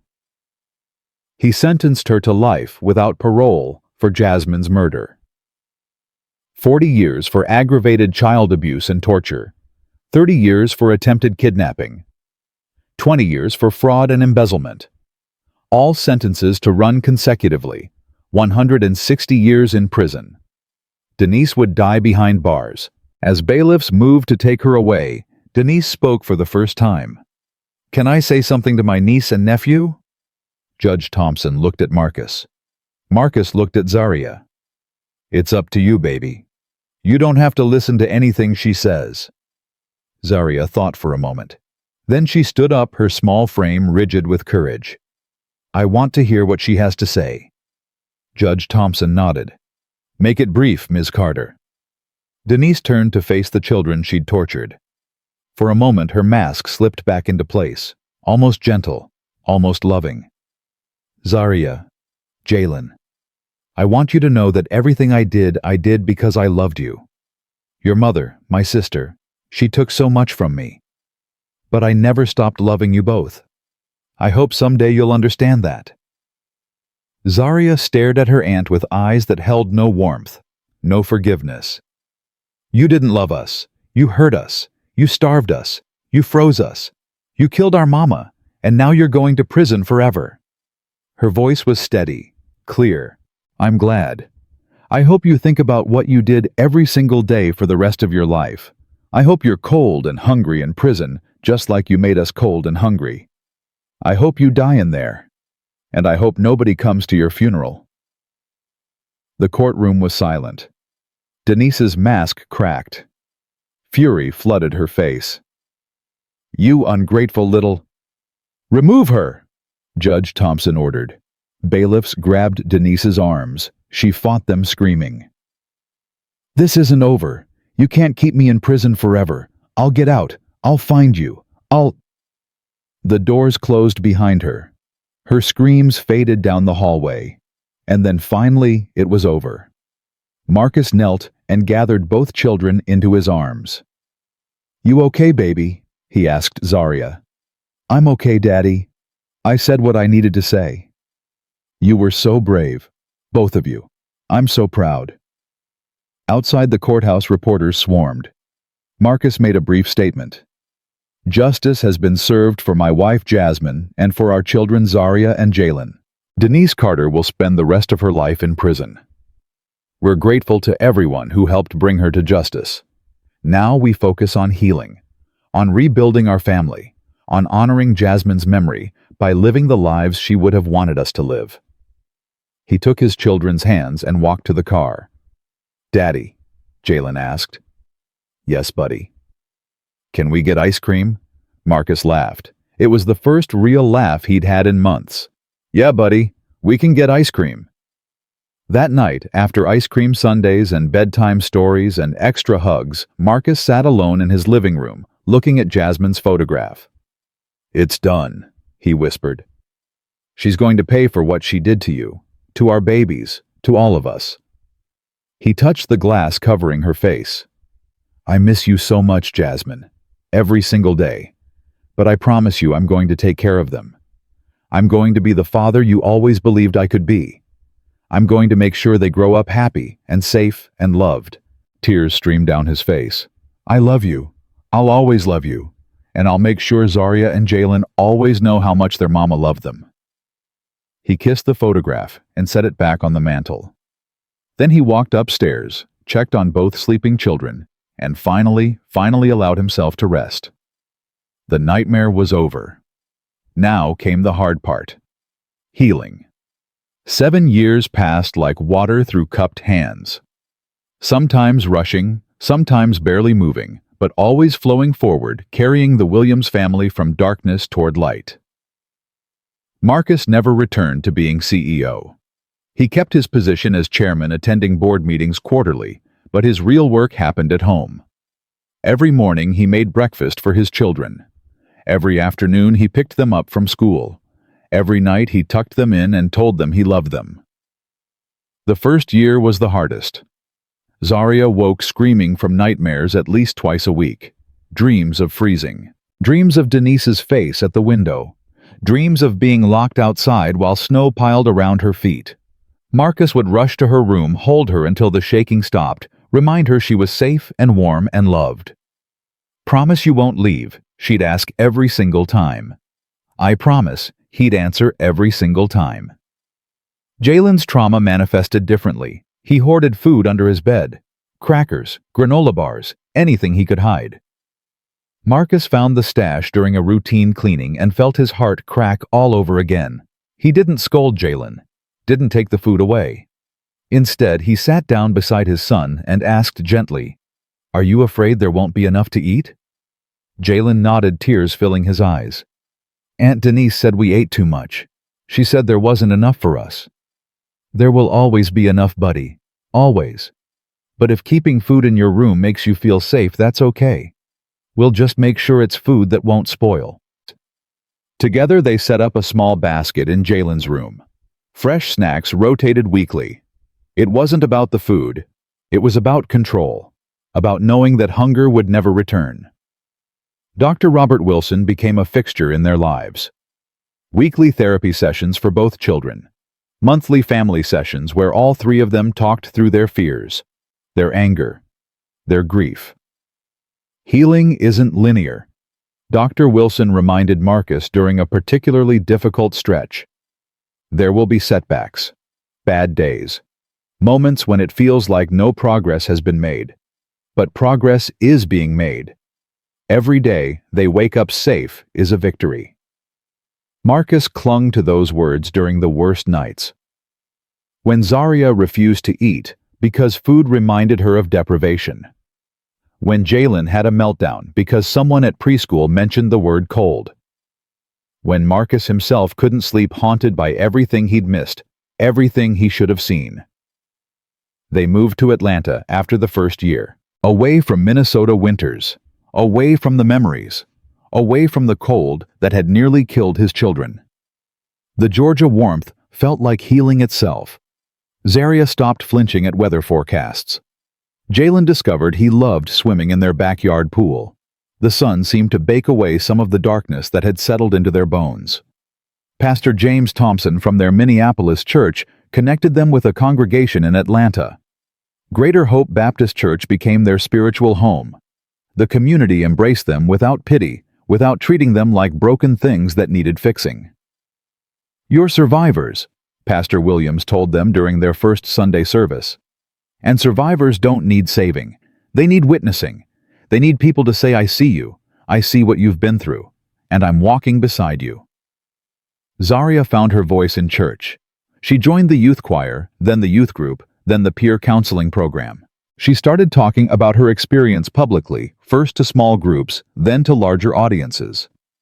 I'm not ashamed of what happened to me, she told a room full of teenagers at a youth conference when she was 12. I'm not ashamed because it wasn't my fault. Aunt Denise made choices, evil choices. But I made choices too. I chose to survive. I chose to protect my brother. I chose to tell the truth. And now I'm choosing to help other kids who might be going through what I went through. Marcus watched from the back of the room, tears streaming down his face. His daughter had been tortured, starved, frozen. And here she was 4 years later, standing tall, speaking truth, refusing to let her trauma define her. Jasmine would have been so proud. The foundation grew beyond anything Marcus had imagined. The Jasmine Williams Children's Protection Fund started small. A few staff members, a modest office, a hotline for children to report abuse. Within 5 years, it had expanded to 20 cities. They'd helped rescue over 300 children from abusive situations. They'd trained thousands of teachers, doctors, and social workers to recognize the signs Marcus had missed. Signs of cold exposure, signs of malnutrition, signs of fear hidden behind practiced smiles. "We failed Zaria and Jalen," Marcus told his staff at their annual meeting. "I failed them. The systems that should have protected them failed. But failure isn't final if we learn from it. Every child we save is proof that something good can come from something terrible." Zaria and Jalen became the face of the foundation, not as victims, as advocates. Zaria spoke at fundraisers and conferences. Jalen drew pictures that were turned into awareness posters. A photograph of the two of them became the foundation's logo. Zaria, with her arm around her brother. Both of them smiling, genuine smiles. The frostbite scars on her fingers visible but not hidden. "Those scars are part of my story," Zaria said when someone suggested photoshopping them out. "I'm not going to pretend they don't exist. Kids who are being hurt need to see that survival is possible, that scars fade, that there's life after trauma." Marcus remarried when Zaria was 13. Her name was Angela Robinson. Dr. Angela Robinson. The same doctor who had treated Zaria and Jalen that first terrible night at Hennepin County Medical Center. Their romance had started slowly. Professional concern becoming friendship. Friendship becoming something deeper over years of working together on the foundation. "Are you sure about this?" Marcus asked Zaria before proposing. "I won't do anything that makes you uncomfortable. You and Jalen come first. Always." Zaria hugged him tight. "Daddy, Dr. Angela saved our lives. She's been part of our family since the beginning, and I've seen how you look at her, how she looks at you. Mama would want you to be happy." "You think so?" "I know so. Mama loved you. She'd want you to have someone who loves you just as much." The wedding was small. Family and close friends only. Zaria served as maid of honor. Jalen carried the rings. Angela moved into their Atlanta home and brought warmth that filled spaces Marcus hadn't even realized were empty. She never tried to replace Jasmine, never asked the children to call her mom. But she loved them fiercely, completely in her own way. "You've already got a mama," Angela told them. "The best mama there ever was. I'm just here to add more love. You can never have too much love." Jalen started calling her Mama Angela by choice. Zaria called her Angie. Both terms felt right. Both honored Jasmine while making room for someone new. On the 7th anniversary of that terrible December night, the Williams family gathered in their living room for what had become an annual ritual. They lit a candle for Jasmine. They talked about memories of her. They acknowledged the darkness they'd survived. And then they blew out the candle together and celebrated how far they'd come. 7 years, Marcus said, looking around at his family. Zaria 15 now, tall and confident and beautiful. Jalen 10, boisterous and joyful and thriving. Angela, his partner, his anchor, his second chance at happiness. 7 years ago, I walked into my house and found my daughter freezing in the snow. I thought our lives were over. I thought we'd never recover. But we did, Zaria said. More than recovered, Angela added. You didn't just survive, you transformed. All of you. I want to share something, Zaria said, pulling out a piece of paper from her pocket.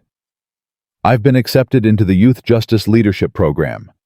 I'm going to spend next summer working with prosecutors who specialize in child abuse cases. It's the first step toward my dream. Your dream, Marcus asked, though he already knew. I want to be a prosecutor, Daddy. I want to put people like Aunt Denise in prison. I want to stand in courtrooms and speak for children who can't speak for themselves. I want to make sure no kid ever goes through what Jalen and I went through. Marcus pulled her into a hug. Your mama would be so proud. I'm so proud.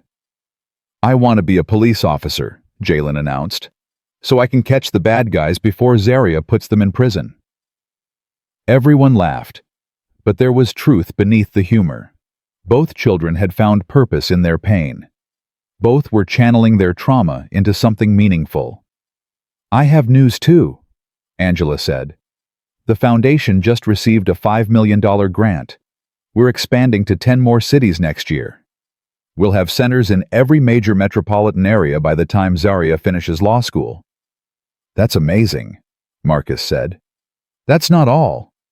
Zaria, the grant committee specifically mentioned your advocacy work. Your testimony at the National Child Protection Conference last month moved them to double their original offer. Zaria's eyes widened. Really? Really? You're making a difference, sweetheart. A real difference. That night after Jalen was asleep and Angela had gone to bed, Zaria found Marcus sitting alone in the living room, looking at Jasmine's photograph. You miss her? Marcus looked up. Every day, especially on days like this. Zaria sat down beside him. I do too. Sometimes I try to remember her voice, and I can't quite hear it anymore. That scares me. That's normal, baby. Memory fades. It doesn't mean you loved her any less. Daddy, can I ask you something? Anything. Do you ever regret what happened? I mean, not the abuse, obviously, but the way everything unfolded, the trial, going public, becoming this family that everyone knows. Marcus thought carefully before answering. I used to. I used to wish we'd handled it privately, protected you from the attention. But then I see you speaking to rooms full of teenagers, giving them hope. I see the letters we get from families we've helped. I see Jalen drawing pictures for kids who are scared and alone. And I realize that our story isn't just ours anymore. It belongs to everyone who needs it. Sometimes I feel like I'm not allowed to be normal, like I always have to be the advocate, the survivor, the spokesperson. You're allowed to be whatever you want, Zaria. You don't owe anyone your story. If you want to step back, live quietly, just be a regular teenager, that's okay. I'll support whatever you choose. Zaria leaned her head on his shoulder. I don't want to step back. I want to do this. Sometimes it's heavy. Carrying all those other kids' stories along with my own. Then let me carry some of it for you. That's what I'm here for. You don't have to do this alone. They sat together in comfortable silence, father and daughter survivors who had become warriors. Daddy, me, yes. Thank you for believing me. That day in the hospital, when I told you what Aunt Denise did. Thank you for believing me. I will always believe you, Zaria, always. I know. That's why I'm going to be okay. 2 months later, Zaria was invited to give the keynote speech at the National Child Welfare Conference in Washington, D.C. 3,000 social workers, law enforcement officers, legislators, and advocates would be in attendance. She worked on her speech for weeks, draft after draft. Marcus helped her refine it, but the words were all hers. The night before the conference, Zaria couldn't sleep. Marcus found her pacing in the hotel suite, note cards scattered everywhere. What if I mess up? What if I forget what I'm supposed to say? Then you speak from your heart. That's what you've always done. This is the biggest audience I've ever had. What if they don't listen? What if they think I'm just some kid who doesn't know anything? Marcus sat her down and took her hands. Zaria, you know more about surviving child abuse than anyone in that room. You lived it. You fought back. You healed. That's not nothing. That's everything. I'm scared, Daddy. Good. Fear means it matters. But you're going to walk into that room tomorrow, and you're going to tell your truth, and you're going to change lives. I know it. Your mama knows it. Everyone who's ever heard you speak knows it. Zaria took a deep breath. Can you be in the front row? Wild horses couldn't keep me anywhere else. The next morning, Zaria walked onto the stage in a simple blue dress, her hair in braids, the frostbite scars on her fingers visible as she gripped the podium. 3,000 people fell silent. 7 years ago. She began, her voice steady. I stood barefoot in the snow outside my own home, screaming for help, while the person who was supposed to protect me watched me freeze. I was 8 years old. I weighed 42 pounds because I'd been starved for weeks.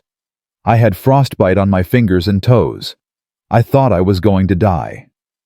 The audience was motionless, riveted. My name is Zaria Williams, and I'm here to tell you that I survived. That survival is possible.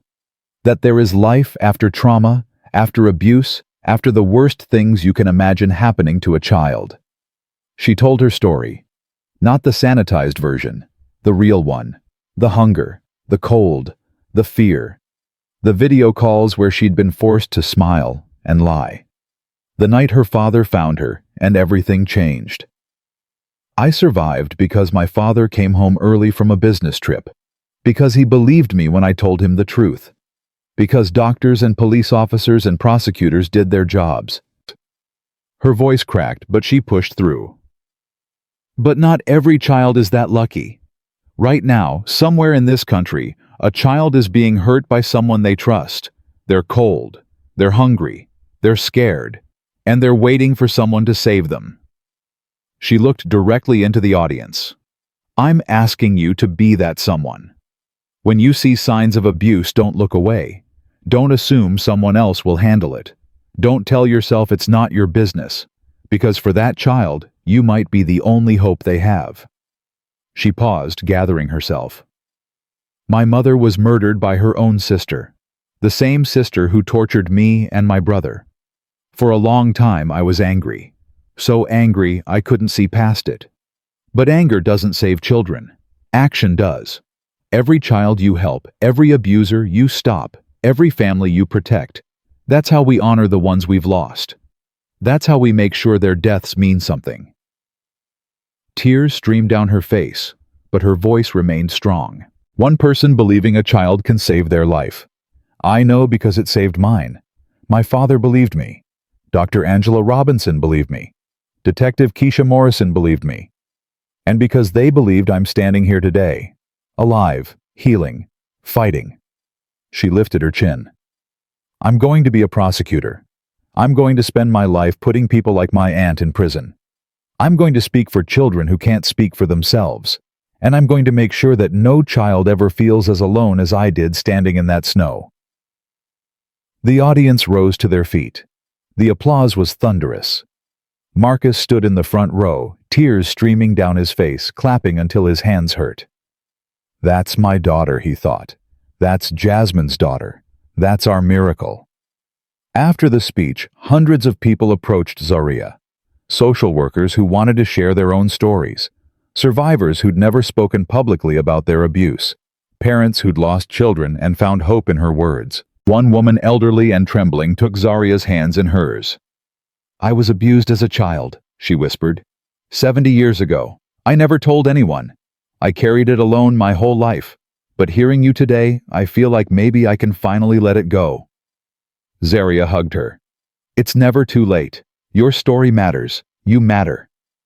That evening, the Williams family celebrated at a restaurant near the National Mall. Marcus, Angela, Zaria, and Jalen. Laughing, talking, being normal. That speech was incredible, Jalen said. Everyone was crying, even the big tough police officers. Were you crying? Zaria teased. No way, I'm too cool to cry. You were totally crying, Marcus said. I saw you. Allergies, Jalen mumbled, and everyone laughed. Later, walking along the mall as the sun set, Zaria linked her arm through her father's.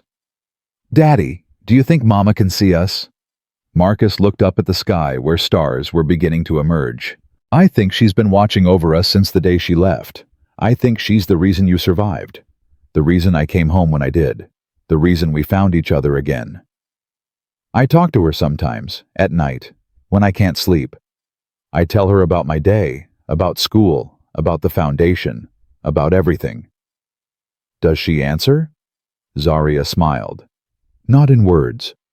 But sometimes I feel her, like warmth, like being hugged from the inside. Does that sound crazy? It sounds like love, and love is never crazy. They walked in comfortable silence. Father and daughter watching the Washington Monument glow golden in the fading light. I'm ready, Daddy, Zarya said softly. Ready for what? For whatever comes next. For law school. For becoming a prosecutor. For the rest of my life. She looked up at him. I was so scared for so long. Scared of being cold. Scared of being hungry. Scared of being hurt again. But I'm not scared anymore. I'm ready. Marcus hugged her tight. You're the bravest person I know, Zarya Williams. Your mama would be so proud. I'm so proud. I know, Daddy. I finally know. 3 months later, news came from the Minnesota Department of Corrections. Denise Carter had died in prison. Heart attack. Alone in her cell. No family. No friends. No one to mourn her.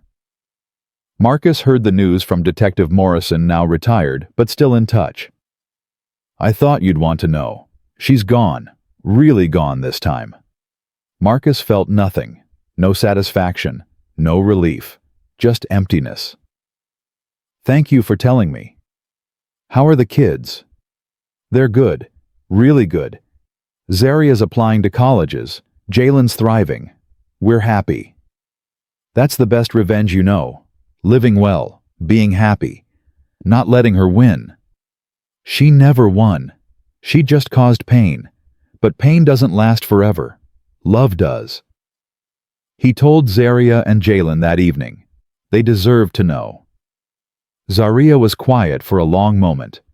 Then she said, I don't feel anything. Is that wrong? There's no wrong way to feel, baby. She hurt you terribly. It's okay to feel nothing. I thought I'd be happy. Or relieved. But I just feel empty. She stopped mattering to us years ago. Her dying doesn't change anything. We already won. We won the moment we refused to let her break us. Jalen, now 11, had his own perspective. I barely remember her anymore. When I try to think about her, I just see this dark shape, like a shadow. She's not real to me anymore. That's healthy, Marcus said. She doesn't deserve space in your memory. That night, Marcus sat alone with Jasmine's photograph one last time. She's gone, Jasmine. The woman who killed you. The woman who hurt our babies. She's finally gone. I hope you're at peace now. I hope wherever you are, you can rest knowing justice was served. He kissed the photograph. I love you. I'll always love you. And I'll keep taking care of them. Until my last breath. I promise. On a warm June morning, 1 year later, Zarya Williams graduated from high school as valedictorian. Her speech touched on resilience, community, and the power of believing children. She'd been accepted to Howard University on a full scholarship, pre-law. First step toward becoming the prosecutor she'd always wanted to be. Marcus, Angela, and Jalen sat in the front row cheering louder than anyone. After the ceremony, surrounded by family and friends, Zarya found a quiet moment with her father. We made it, Daddy. We made it, baby. 17 years old, headed to college. It seems impossible, doesn't it, that the little girl freezing in the snow could end up here? Nothing is impossible when you refuse to give up. You taught me that. Zarya looked at him with eyes that held no more shadows, only light. Thank you, Daddy. For saving us, for believing us, for never leaving again. Thank you for surviving, for thriving, for becoming this incredible person standing in front of me. They hugged for a long time, father and daughter, survivors and warriors and family. That evening, the Williams family gathered on their back porch. Marcus, Angela, Zarya, Jalen. The sun was setting, painting the Atlanta sky in shades of gold and pink.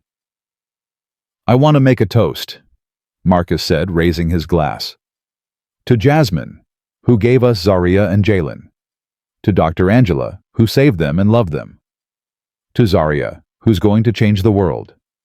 To Jalen, who reminds us every day that joy is possible. And to all of us, for proving that darkness never wins. That love conquers everything. That there is always, always hope. To hope, everyone echoed. They clinked glasses as fireflies began to emerge in the warm Georgia twilight. "Daddy," Jalen asked. "Yes, buddy. Can we get another dog?" Marcus laughed. "We already have 2 dogs. But 3 is better." "We'll discuss it. That means yes." Everyone laughed, and the sound filled the evening air. Pure, joyful, whole. Marcus looked around at his family, at the life they'd built from the ashes of tragedy, at the love that had grown in the spaces where fear used to live. Zaria caught his eye and smiled, the smile of a survivor who had become a warrior, who had transformed her pain into purpose. Jasmine's daughter. His daughter. The bravest person he'd ever known. And Marcus Williams' tech billionaire father survivor finally understood what truly mattered. Not the money, not the deals, not the empire he'd built. This moment, this family, this love. This was everything. 8 years ago, a little black girl had screamed in the snow begging for warmth, while the person who should have protected her watched her freeze. Today, that little girl was a young woman with fire in her heart and justice in her future. She would stand in courtrooms and speak for the voiceless. She would fight for children who couldn't fight for themselves. She would carry her mother's memory and her father's love into every battle. And she would win. Because Zaria Williams had already survived the worst thing that could happen to a child. Everything else was just the beginning. The Williams family sat together as stars emerged above Atlanta survivors, who had become more than survivors. They were proof that love conquers hate. That light defeats darkness, that hope never dies, and that no child, no matter how cold the night, is ever truly alone.